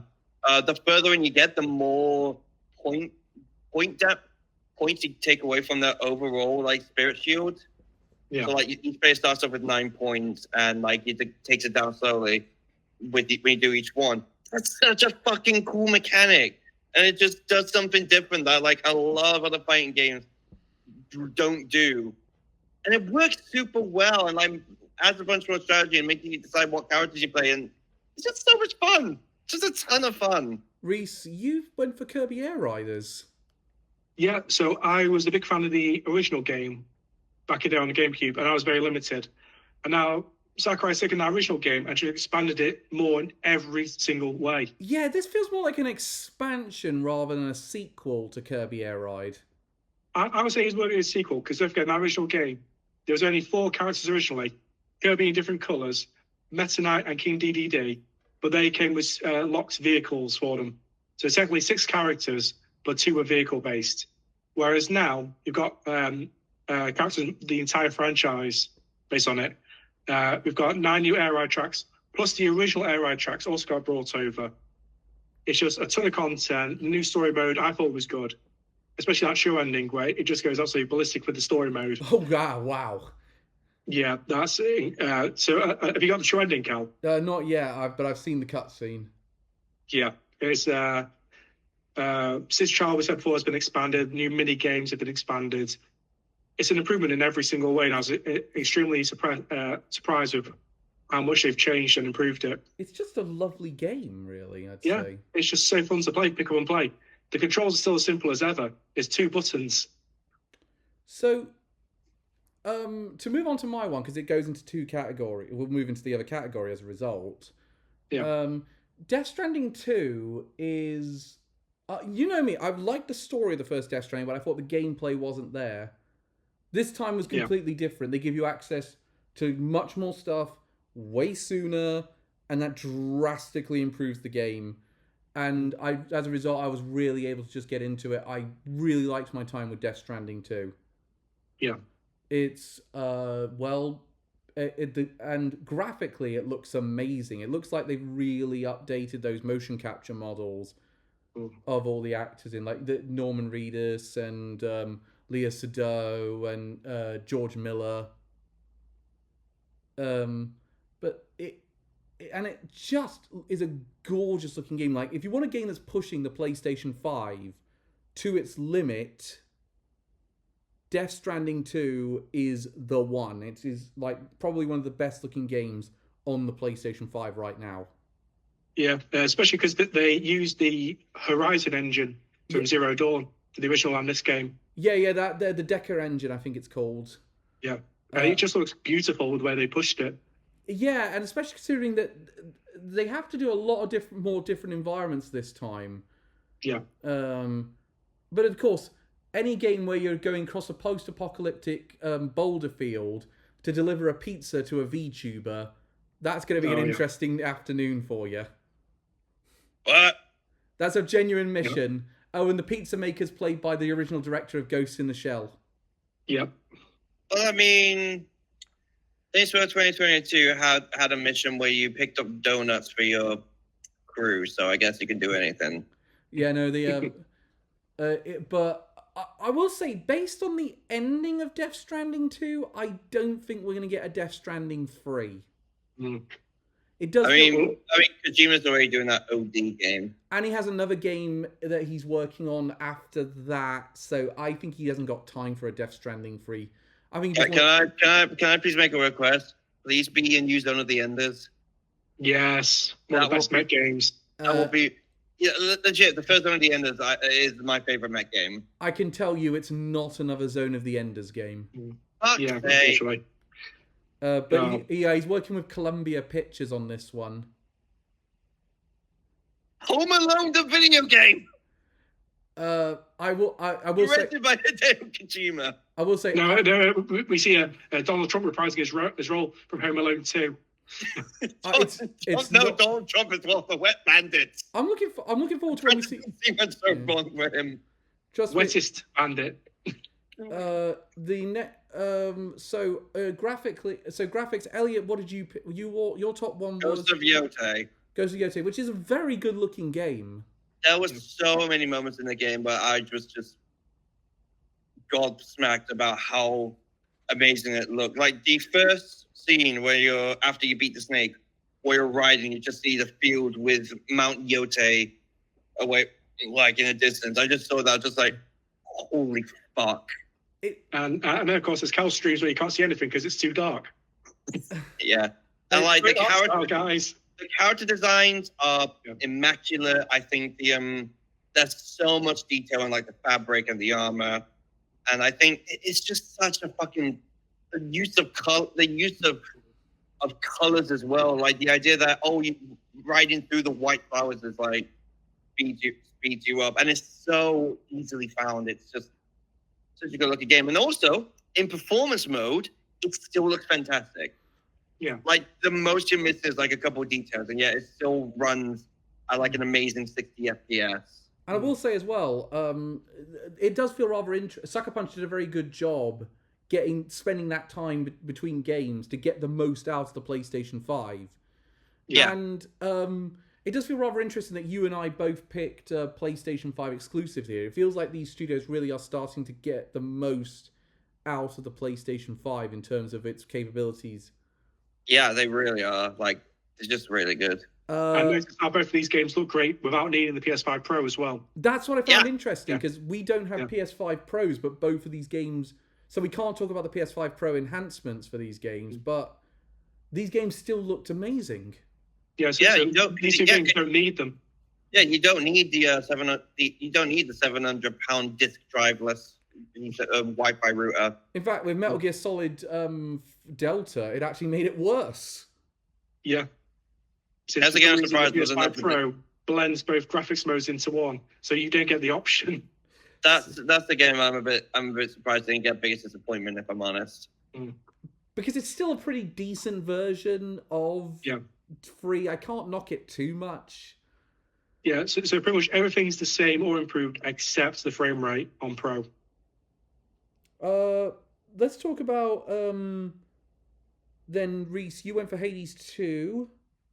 Yep, so far so for me. I was a bit torn in this category because it's graphics and art style. And the art style for me was Hades 2, but I think the graphic fidelity, it would probably be Monster Hunter, considering the scale of these monsters the graphic in them. I'm glad you gave it to Hades 2 out of those two, because I think Hades 2 is still an amazing looking game. Oh, definitely, yeah. It nails that cartoony aesthetic so well. Well, these redesigns as well. And I will say as well, it was great to see the game fully rendered now, because when I was watching it in early access, some of the things weren't done yet. So like Hades model hadn't been finished for the dialogue trees, so it was just scribbled out Like, obviously, what was the scribbled out concept art for it? Yeah. And who's the one who does those really big family animals again? It's the one with the cauldron on the land surface. What, your teacher? One of Hecate's sisters. Yeah. One of Hecate's sisters, yeah. But she wasn't done. Icarus's one wasn't done yet either. But it's great to see those fully done now. And I'll say, I think they really kind of pushed what they had done in the first Hades with this one in terms of that as well. Yeah, because it's not just the underworld to the surface anymore. Now it's the surface up to Olympus. So there's a lot more different environments they can pull from. Yeah. I also like how I love to use the color in the game as well. Like how it feels similar to Hades 1, but also very different. The only thing where I felt like this almost feels copy and paste from Hades 1 is the very bottom of the underworld. And even then, they found ways to change that up.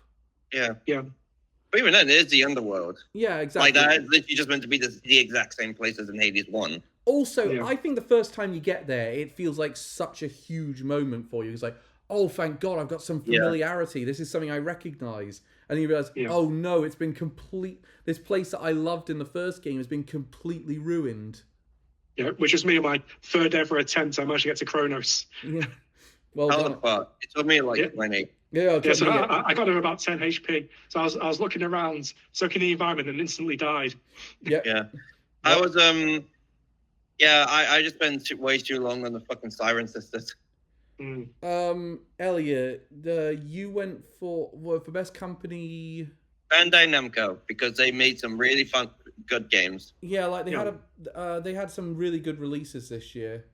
Like they've done Digimon, they did Bleach, they did another game I played, but I can't remember right now. I'm gonna look it up quickly. Yeah. I mean, Elliot said on my one that they only released one game. So if I was going to say on quality of a lot of releases, it would be Sega.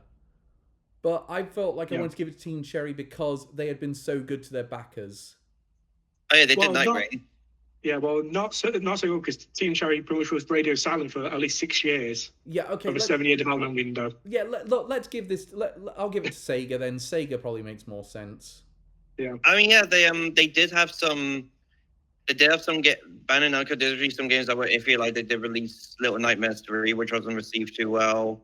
Oh really? They released the Spy Family game. That was all right. I didn't even know that come out. Yeah, that was all right. It's a bit too. They released a bunch of Tales remastered games, which I've heard good things about. Yeah, no. They released Pac-Man World Repack 2. Very good game. Yeah, overall, they released a Chicken Run game. Hey, there you go. I'm learning this now. They released a Chicken Run game last year. Right, pause the podcast. Let's go play it now. I was going to say, is that a remaster? Yeah, they released Patapon 1+2 replay last year. Oh yeah. Oh yeah, no, that's one of the things they did do. They did Once Upon a Katamari, the Death Note Among Us game, which I actually heard good things about. Yeah. I find it interesting that Bandai Namco kind of did a few of those. I think they're still doing a few more of those Sony first party. Oh, they did do Echoes of Ada though. Yeah. Yeah, it's where it gets extra points from me. Yeah. Because I'm pretty sure Echoes of Ada was my lowest scoring review I've ever done. Oh damn! Because I'm pretty sure it was around the 3 mark. Still not as low as my 1.2 for Lord of the Rings Gollum. Yeah. What about Reese? Your pick was just Nintendo as a whole, because there's a whole new console generation. They've done a ton of great games this year. They all run amazingly. It's like I was just extremely impressed. They did the one thing that holds me off with Nintendo is the fact that I think the Switch's launch was way better than the Switch 2's. Are we talking about the actual launch, or the launch window? And more like the games that came out after the Switch 1 launched. So, like, for the first year of the Switch 1, yeah, I agree with you probably on that one. But if we're talking about the launch day, the Switch 2 was way better. Yeah. Switch 1 had Breath of the Wild. I'm not just talking about Breath of the Wild. You had, like, Yakuza 0, you had Street Fighter, you had the GameCube classics.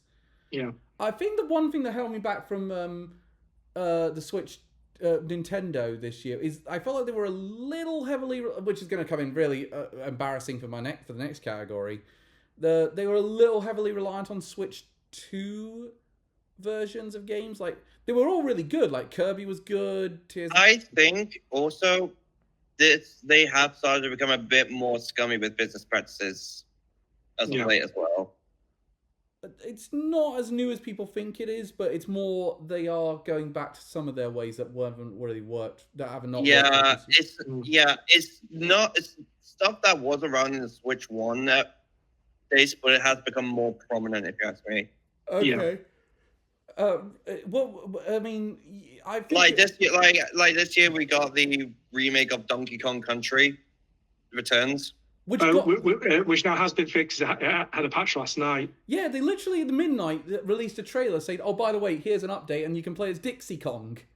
Yeah, it fixed all the performance problems it had. That is bizarre. Great. It's still way too overpriced. I'll agree with that one. That is too overpriced. But the quality of some of their releases, like they did a very good release of Xenoblade X, as Reese probably wants to bring out.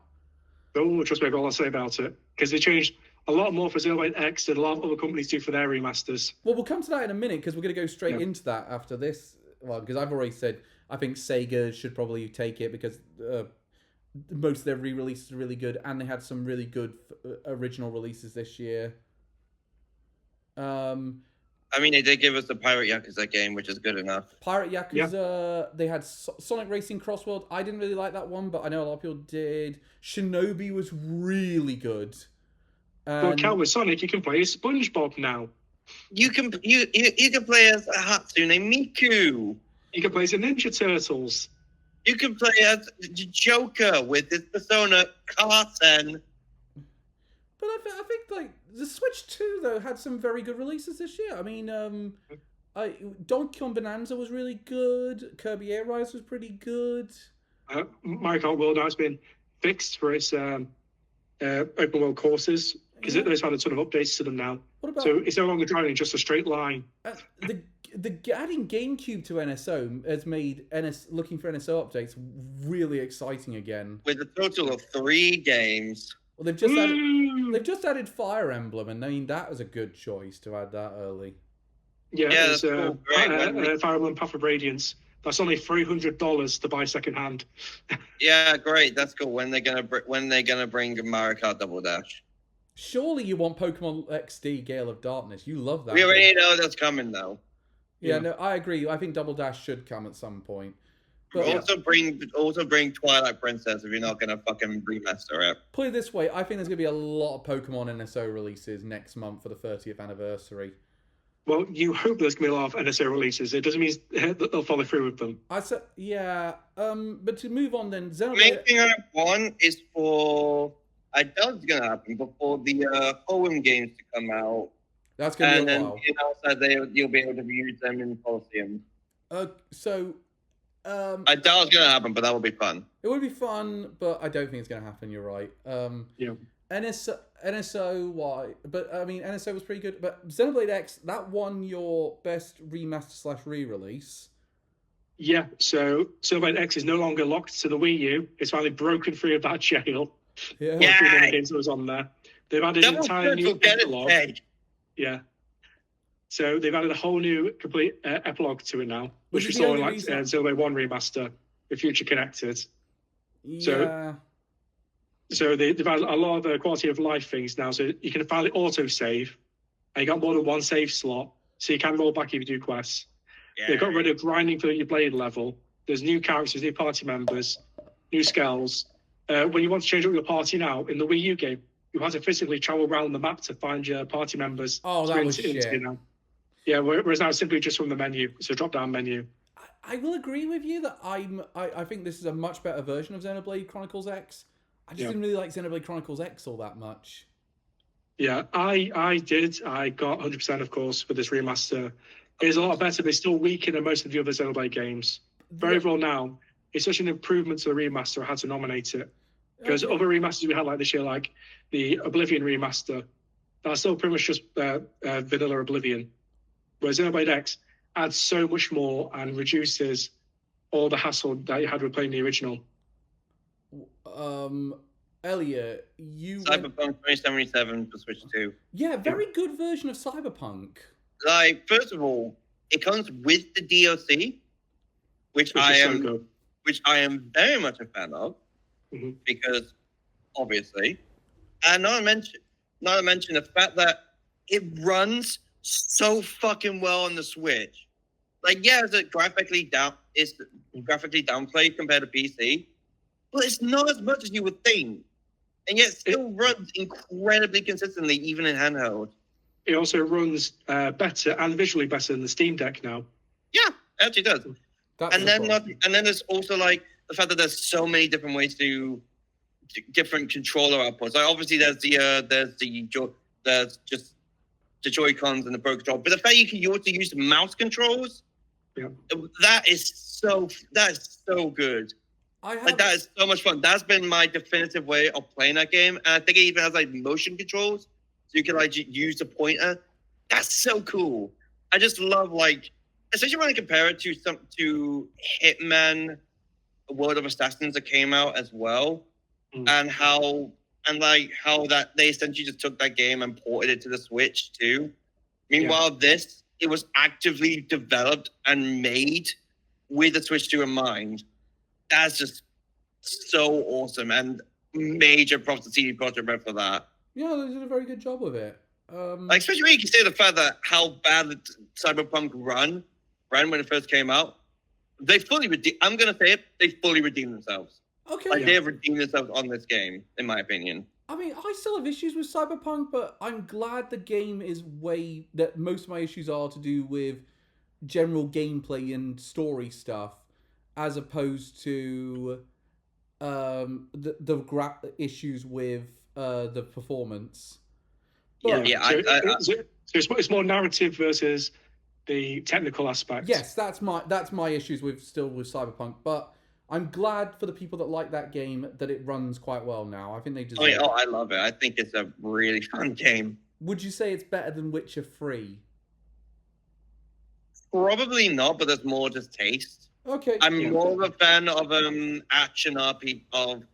world action RPGs than I am with sandbox first person shooters. Okay. Though I still say it is close. Both are very good. I'm very looking forward to Witcher 4 though. I picked Tears of the Kingdom Switch 2 edition because I just felt like they've managed to somehow turn that into a new experience with just upping the frame rate, upping the fidelity, and the mobile phone app made things so much more easier. I did play a bit of Breath of the Wild on Switch 2. It felt so wrong to see it playing at 60 FPS. It runs too smoothly. What the fuck? It's like that moment when you boot up Pokemon Scarlet and Violet and see that running at 60 FPS after watching it on 20, and you're like, this feels so wrong. Yeah. The thing though is, did you like the mobile? Did you use the mobile app when you were doing it, Elliot? I probably played for like 30 minutes. I don't think I even left the Great Plateau. I just wanted to see what it was like with the graphics and frame rate. I did play quite a significant amount, and I played with the app, and it not just for Raru's memories, it was really good. It was really good for identifying certain collectibles. It gives you a checklist if you're going for 100% completion. So if you hear whining, by the way, Ripley's bored. I usually take her out for a walk at this time. Okay, we'll get. And she is the definition of impatience. Well, on that note, let's move on to the next few awards then. Yep. Yay! Best story. The Pretentious Author Award. I'll say my one last. Reese. Okay, so name of the category: Visual and Story. Time Stranger. Hey. Claire Obscure Expedition 33. 100 Lines, Last Defense Academy.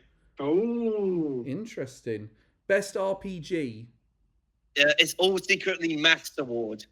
Do we want to do yours last again, Elliot? No, we'll do mine first. Obviously, it's Claire Obscure Expedition 33. Reese? Visual and Story. Time Stranger. Claire Obscure Expedition 33. Best action game. The Bloodiest Car Crash Award. Okay, what are you giving it to, Elliot? Dynasty Warriors Origins. Reese? Doom: The Dark Ages. Hades 2. Best indie game.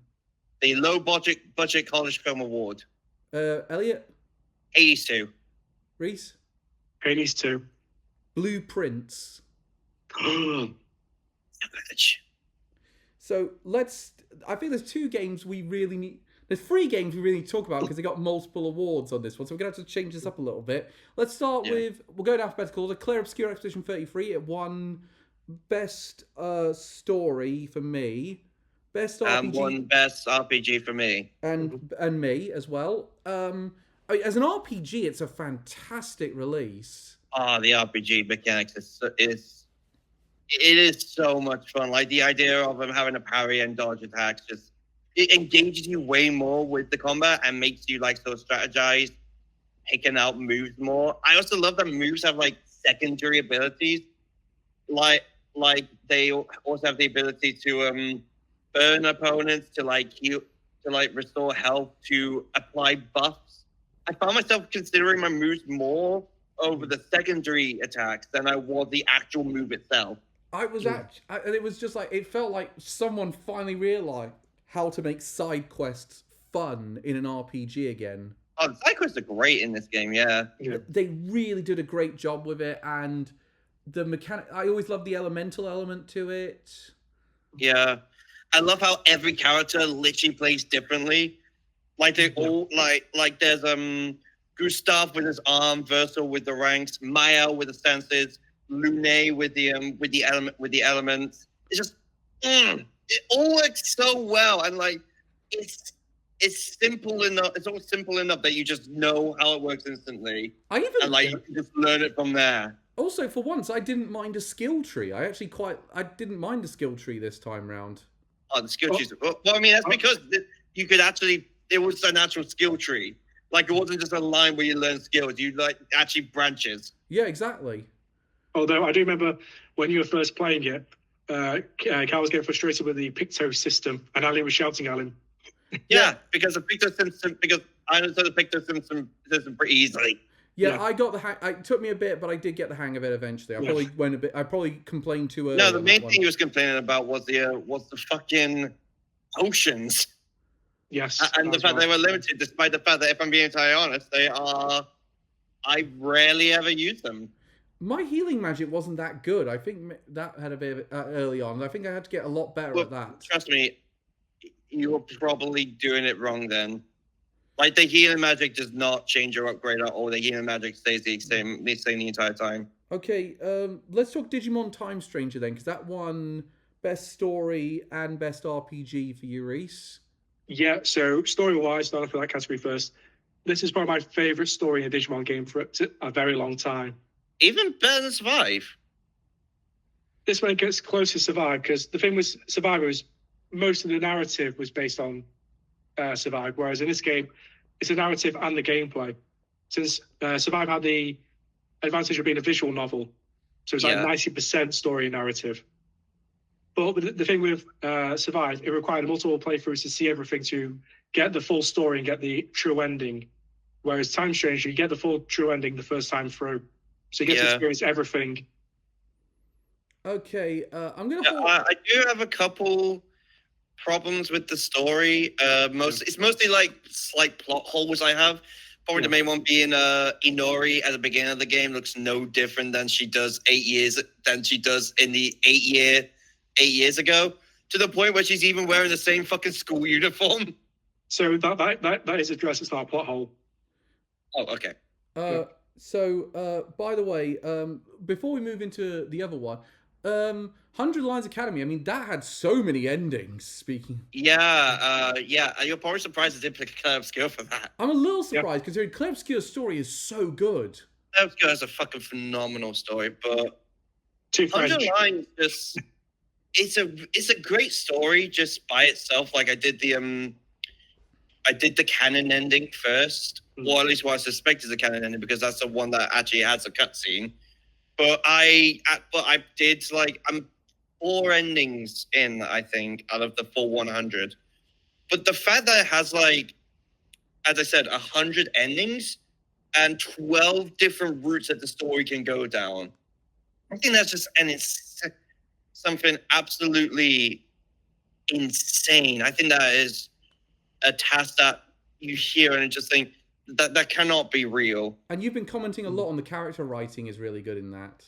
The characters are really well defined. They are very well written. I think Sire is definitely not on the same level as Monokuma, but I think it is kind of close. And it's just really well done. The twists work super well as well.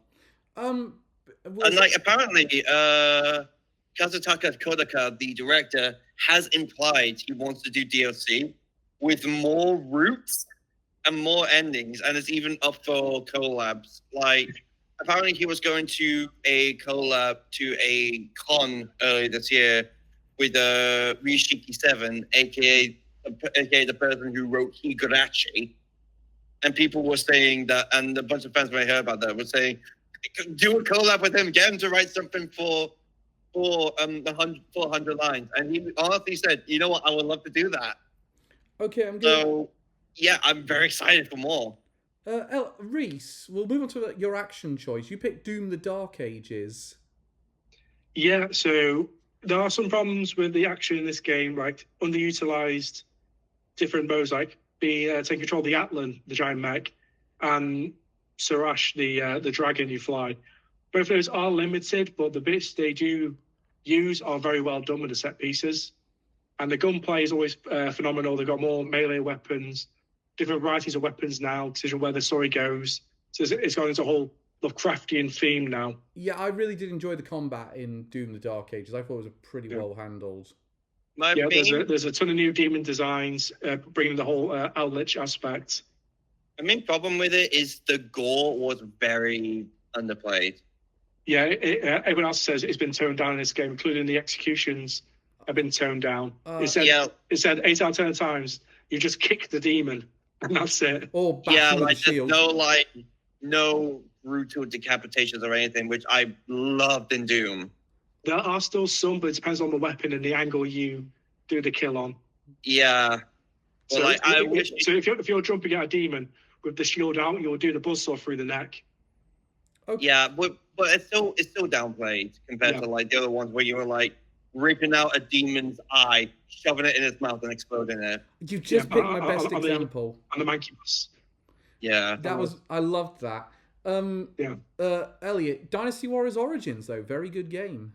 Yeah, I mean, I think I said this when I reviewed it, but it is probably my new favorite Dynasty Warriors style game.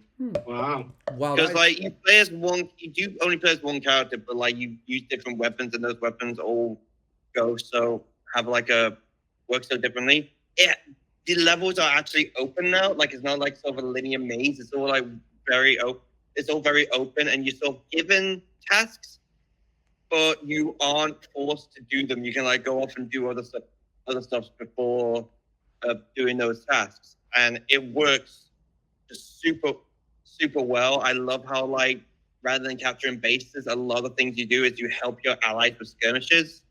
Yeah. And then at the very end where you're like having to face entire fucking armies, like literal armies with thousands of enemies in them. There's like 1,000 enemies in them. And like the key of those bits is just kill as many as you can. Yeah. Just kill enough to make the boss come out. So before it's the game that understands what makes Dynasty Warriors so good and just expands on it. I really loved it. So before we talk about the last multiple award winner, Blueprints was one best indie for me.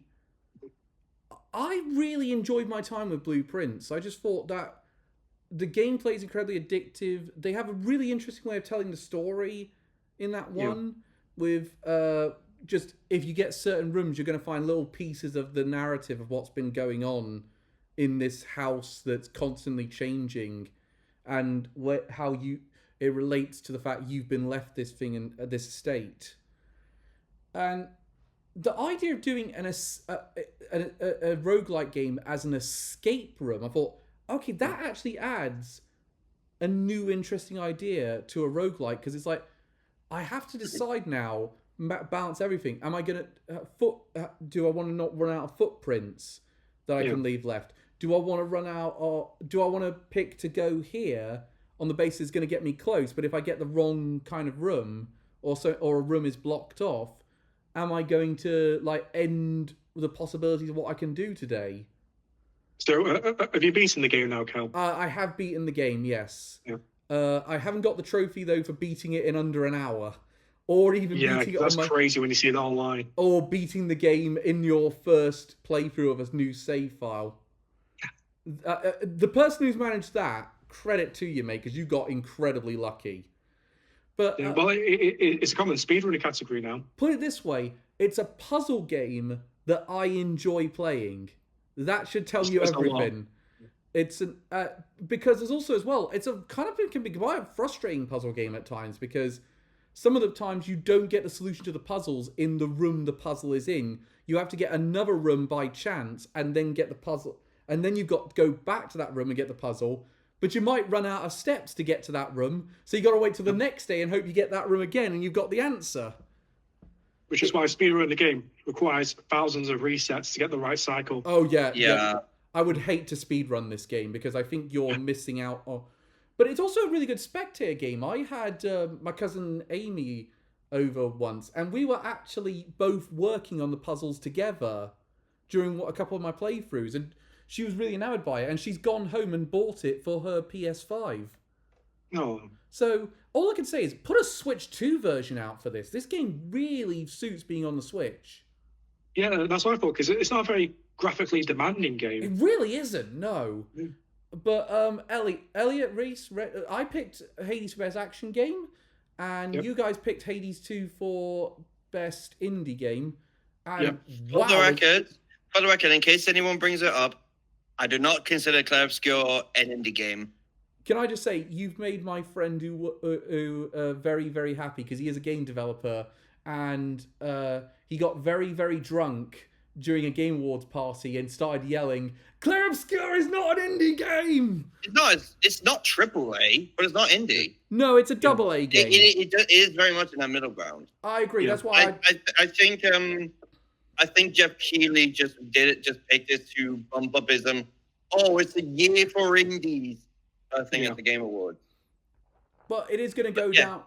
Hades 2, fucking hell, that game was fun. It was such good fun. Definitely. I mean, my opinion on it, I don't think it's better than Hades 1.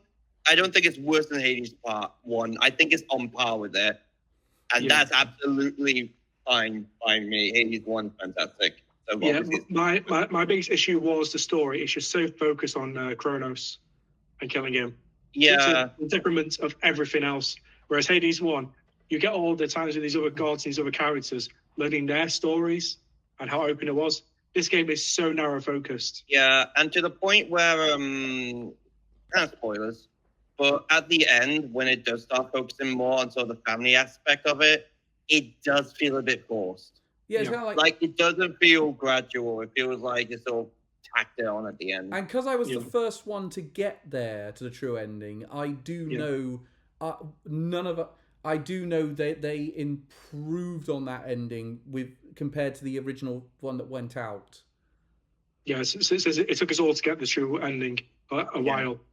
I will say though, the journey to get there is quite good, and I don't think the ending is as bad as some people have made it out to be.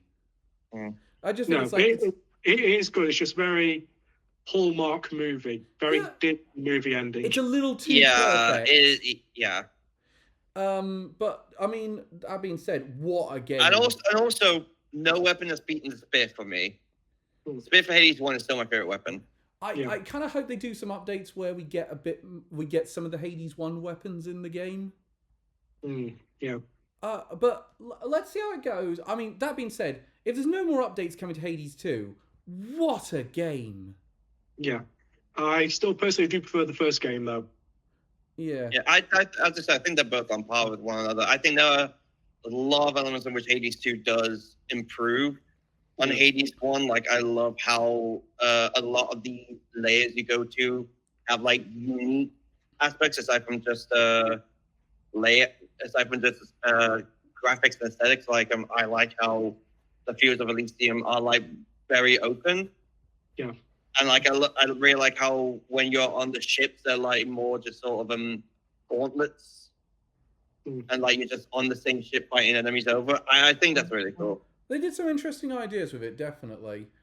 Yeah. Let's move into the last few awards before we get to the big one. So, best Xbox Series X first party or exclusive game? The legendary Cuck Award. So I should stress for this one, we all meaning console exclusives. They can release on PC as well. Yeah. And for this one, obviously, there were very few actual Xbox exclusives, so that's why we changed it to first party as well. So any Microsoft first party games are eligible for this. Elliot? Doom the Dark Ages. Reese? Doom the Dark Ages. Tony Hawk Pro Skater 3+4 HD. Sacrilege! Best... But it's okay, Elliot. The Doomslayer is in Tony Hawk now, so it counts. Best PS5. No. Best PS5 first party or exclusive. The Concord Award. Elliot. Ghost of Yotei. No surprise. Reese. Sword of the Sea. Death Stranding 2. Oh. Best Nintendo first party or exclusive. Best Nintendo Switch. The $10 Tech Demo Award. Elliot. Donkey Kong Bonanza. Reese.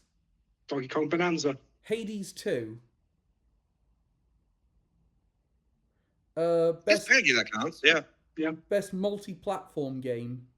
Butter Over Too Much Bread Award. Elliot. Let's go, Exposition 33. Reese.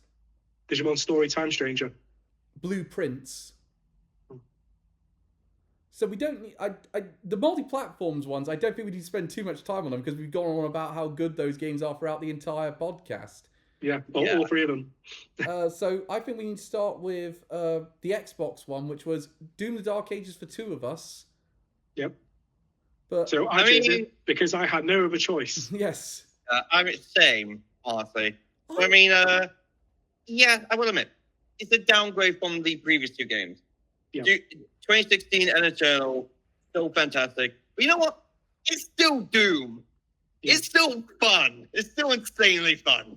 Yeah, so even though Dark Ages is worse than the prior two, it's still better than most of the action games and shooters on the market. I didn't... Yeah, absolutely agree with that. As much as I like the Oblivion remake, I didn't feel like I could give it to that one. Well, it's just because the Oblivion remake didn't do enough to justify it.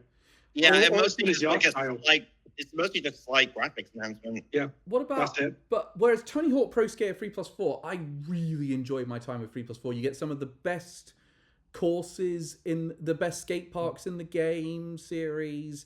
You get some amazing arcade fun.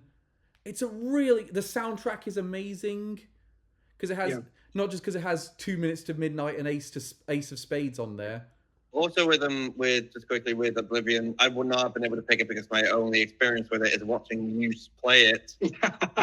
and with that experience, I'm surprised it didn't make that my worst game of the year. Mm-hmm. I will say, Pro Skater 3+4, I really highly recommend it, guys. I think it's a fantastic release. Yeah. And I think I found it interesting that all of our picks for this category were from the big Xbox acquisitions in the last few years, because your two was from the Bethesda acquisition and mine's from the Activision acquisition. Yeah, because the Xbox never fucking make anything anymore. They just buy shit. Literally. So and port it to other consoles now. So yeah. I would have been mad if they didn't put Pro Skater though on PlayStation and Nintendo, because that game belongs. It's how it started. Yeah, it was. I really, guys, if you get a bit of time and you just want a quick game to play, I really would recommend the Tony Hawk Pro Skater HD updates. Yeah. Especially since they've added a lot of dyspraxic friendly mods to it. Yeah, that's good. So that's why you like it so much. It's the only game that fits you. No, I actually didn't know it was there until I did some checking in the menu. I managed to play quite a bit of the game and had fun without it. Let's talk about then the PS5 one. So we all had a different one for this one. Yep. I'm gonna earlier. You picked Ghost of Yotei. No major surprise there. Yeah, I mean, I already loved Ghost of Tsushima.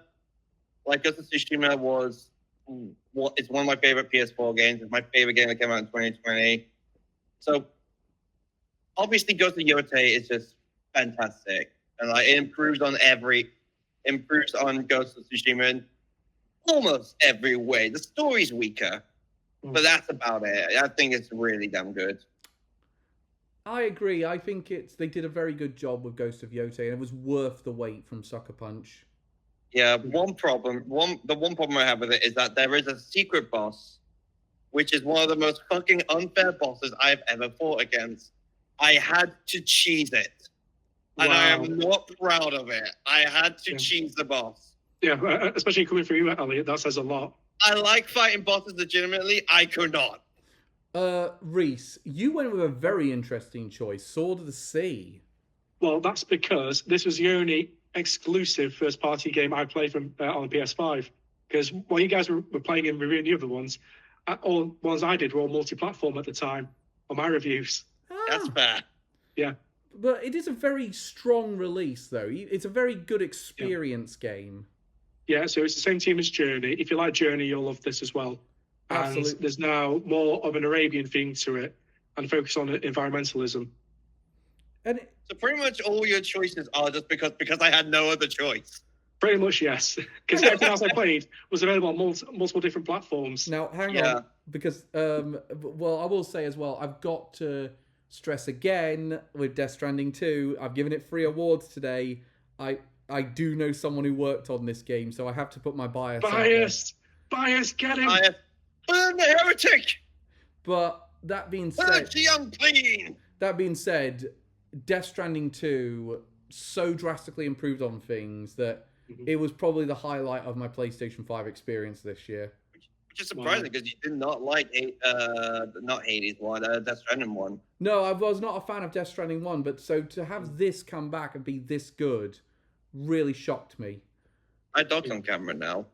Hello. Hello, Rippers. Whereas Alfie's currently asleep under the table. Such a shame our audience can't see this.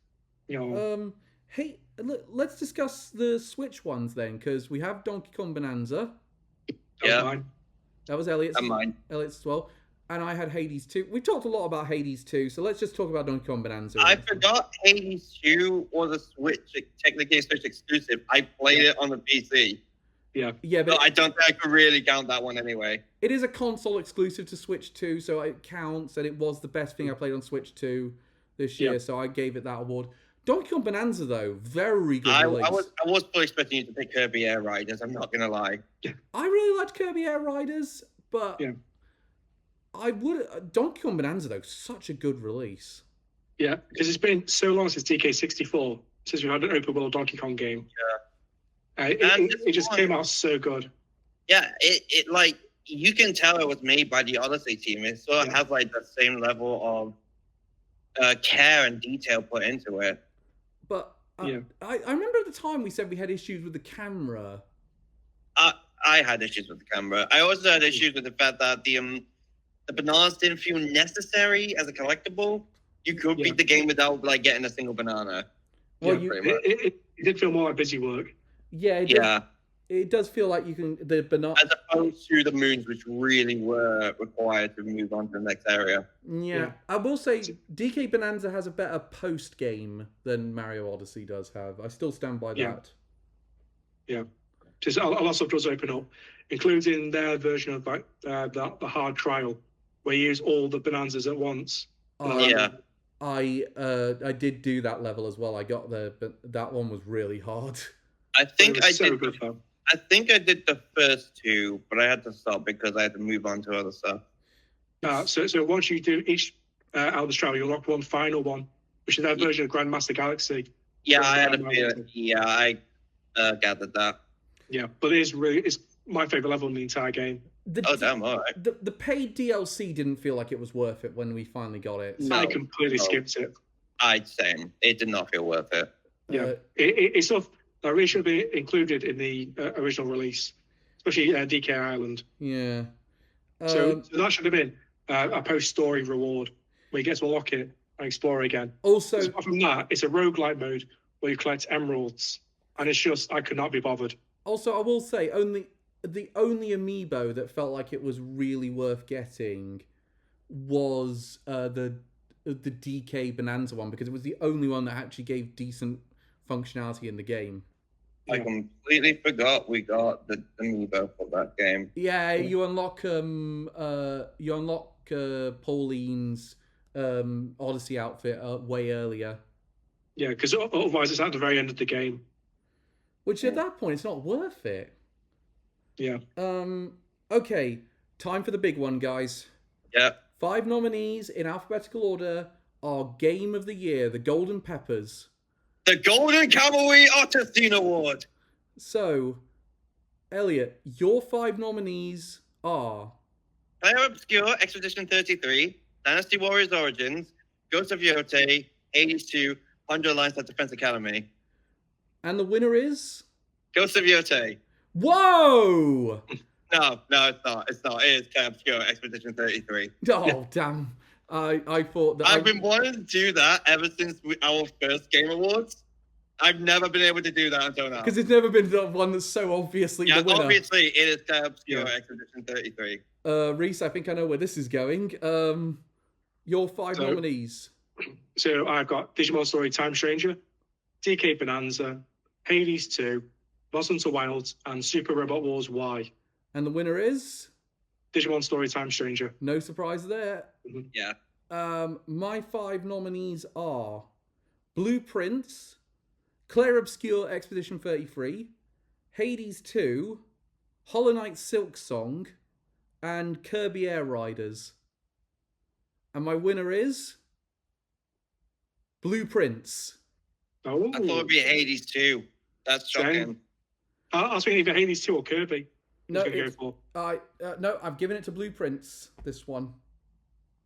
So who wants to go first then? I'm going to say Elliot, actually. Elliot, you really have been raving about Expedition 33 all year. I mean, it's not, let's be honest, shocker of the century, right? I will say, Elliot... The French game that I've been raving about the entire year ends up being my favorite game. Elliot, this might come as a shock to you. It's second place on my list. Oh, damn. Like, I damn near gave it the award. Yeah, like, here's the thing.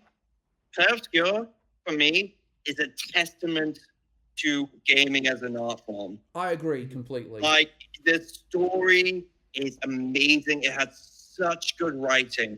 The graphics are amazing. Like, it was so close to beating Ghost of Yote, but Ghost of Yote ended up winning that. It has some of the best combat I have ever experienced in a turn-based RPG. And it just, everything about it is absolutely immaculate, especially as it is a game that should not have worked. Because this is a team of like 50 people with a near shoestring budget, with a story writer they found on Reddit, a composer they found on SoundCloud, and yet everything came together so perfectly. If this is Sanford's first game, I eagerly look forward to what comes out next. This has become one of my favorite games. I cannot stress enough how fucking beautiful it is. So Reese, Digimon Time Stranger, a brand new Digimon game finally wins Game of the Year for you. Yeah, I was just completely not on the park of this. I've been a big fan of the previous story games like Cyber Sleuth and Hacker's Memory. This feels like it could have been a full anime itself with how good the story is. The combat is so good. There's 450 different Digimon to use on your team compared to Pokemon that are like 200 odd. So there's a ton of content here. Characters are great. Music's great. It's just everything a person would want in a Digimon game. That's also an RPG. I will admit, I did prefer the Digifarm and Time Sleuth. Yeah, that's made it to that in my review as well. So the Digifarm now is pretty much just for personality shifting and blitzing through stat grinds for Mega Plus difficulty.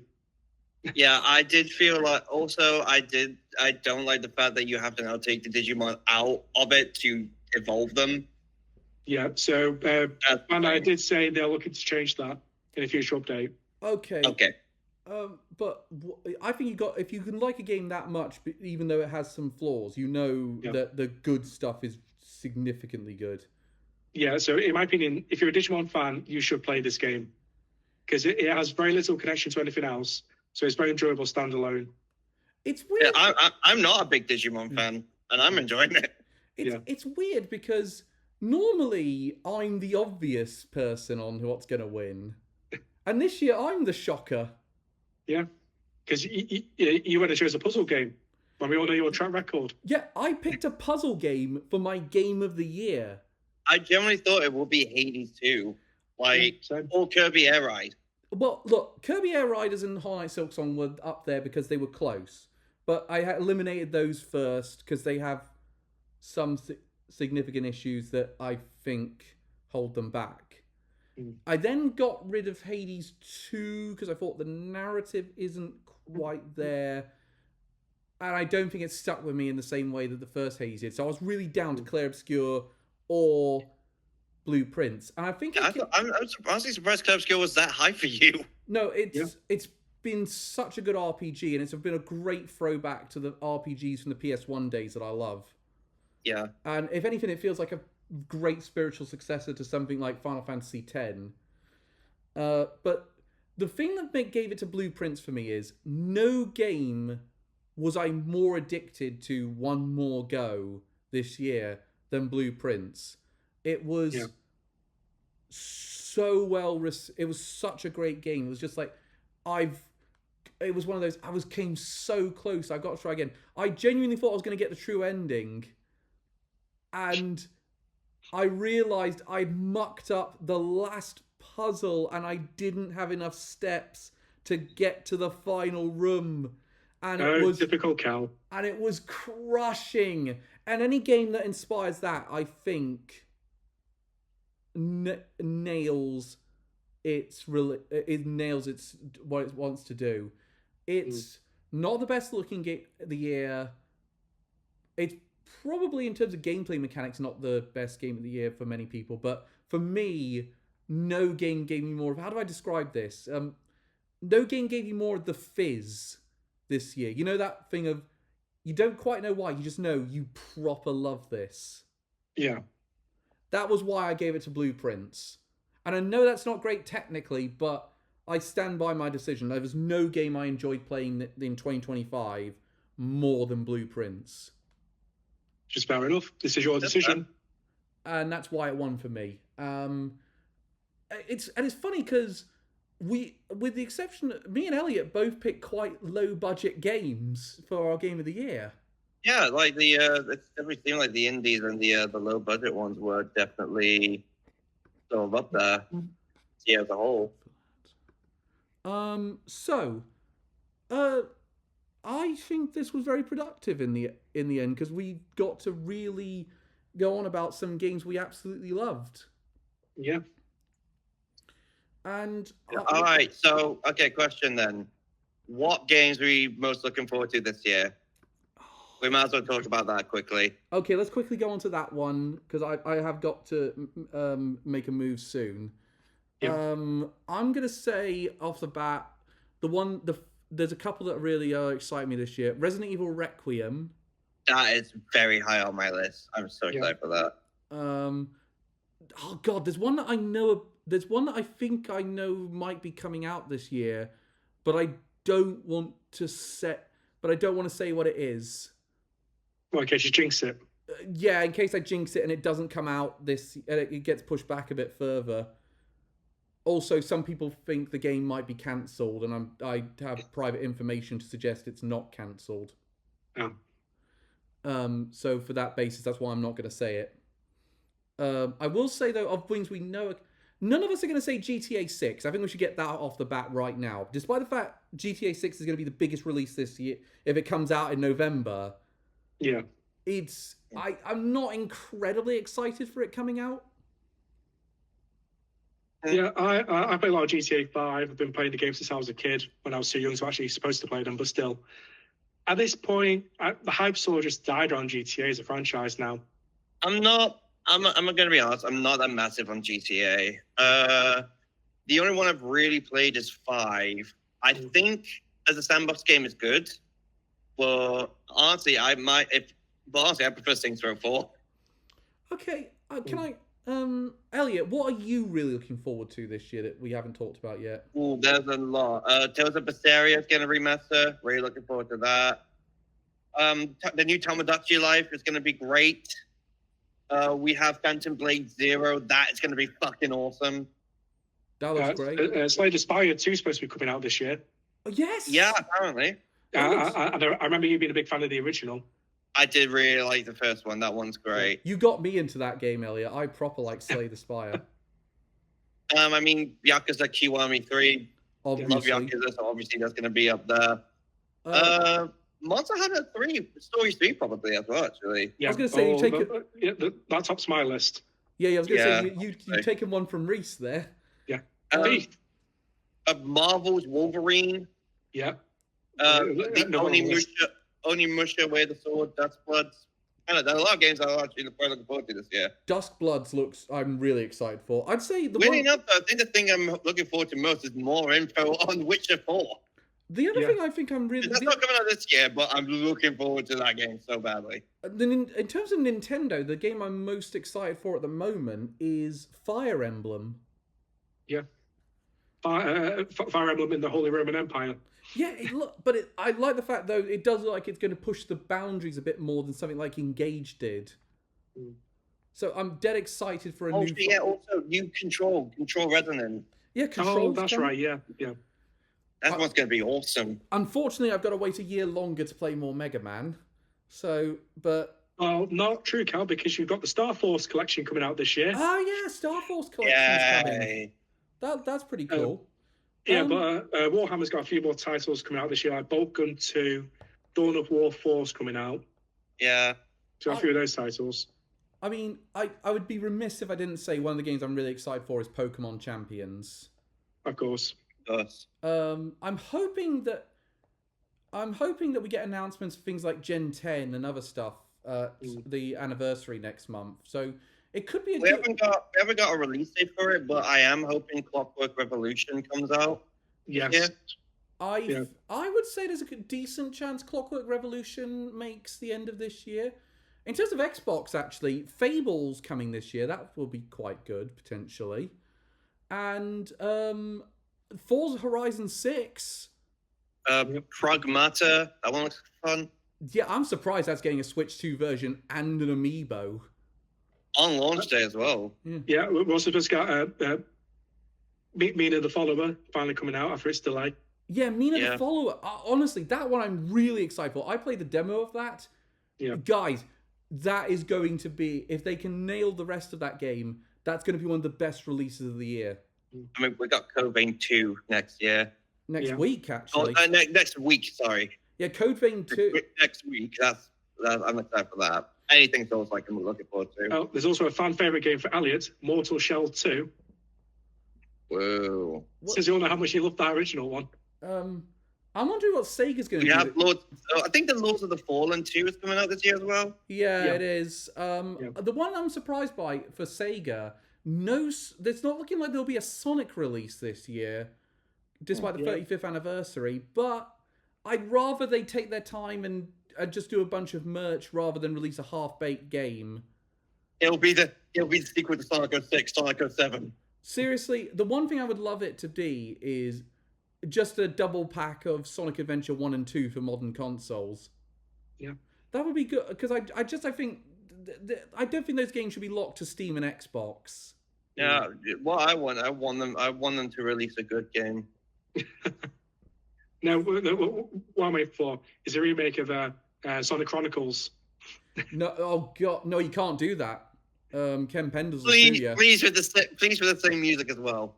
Yeah. Change nothing. You can't do it, Reese. Also, one surprise no one's mentioned: 007 First Light. Yes, it looks very good. On my list.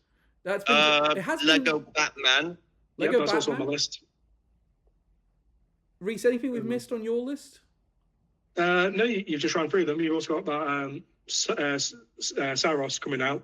by the dev team of Returnal. Yeah, I should again. The reason I haven't said that is again, I also know someone who works on that. So he's biased.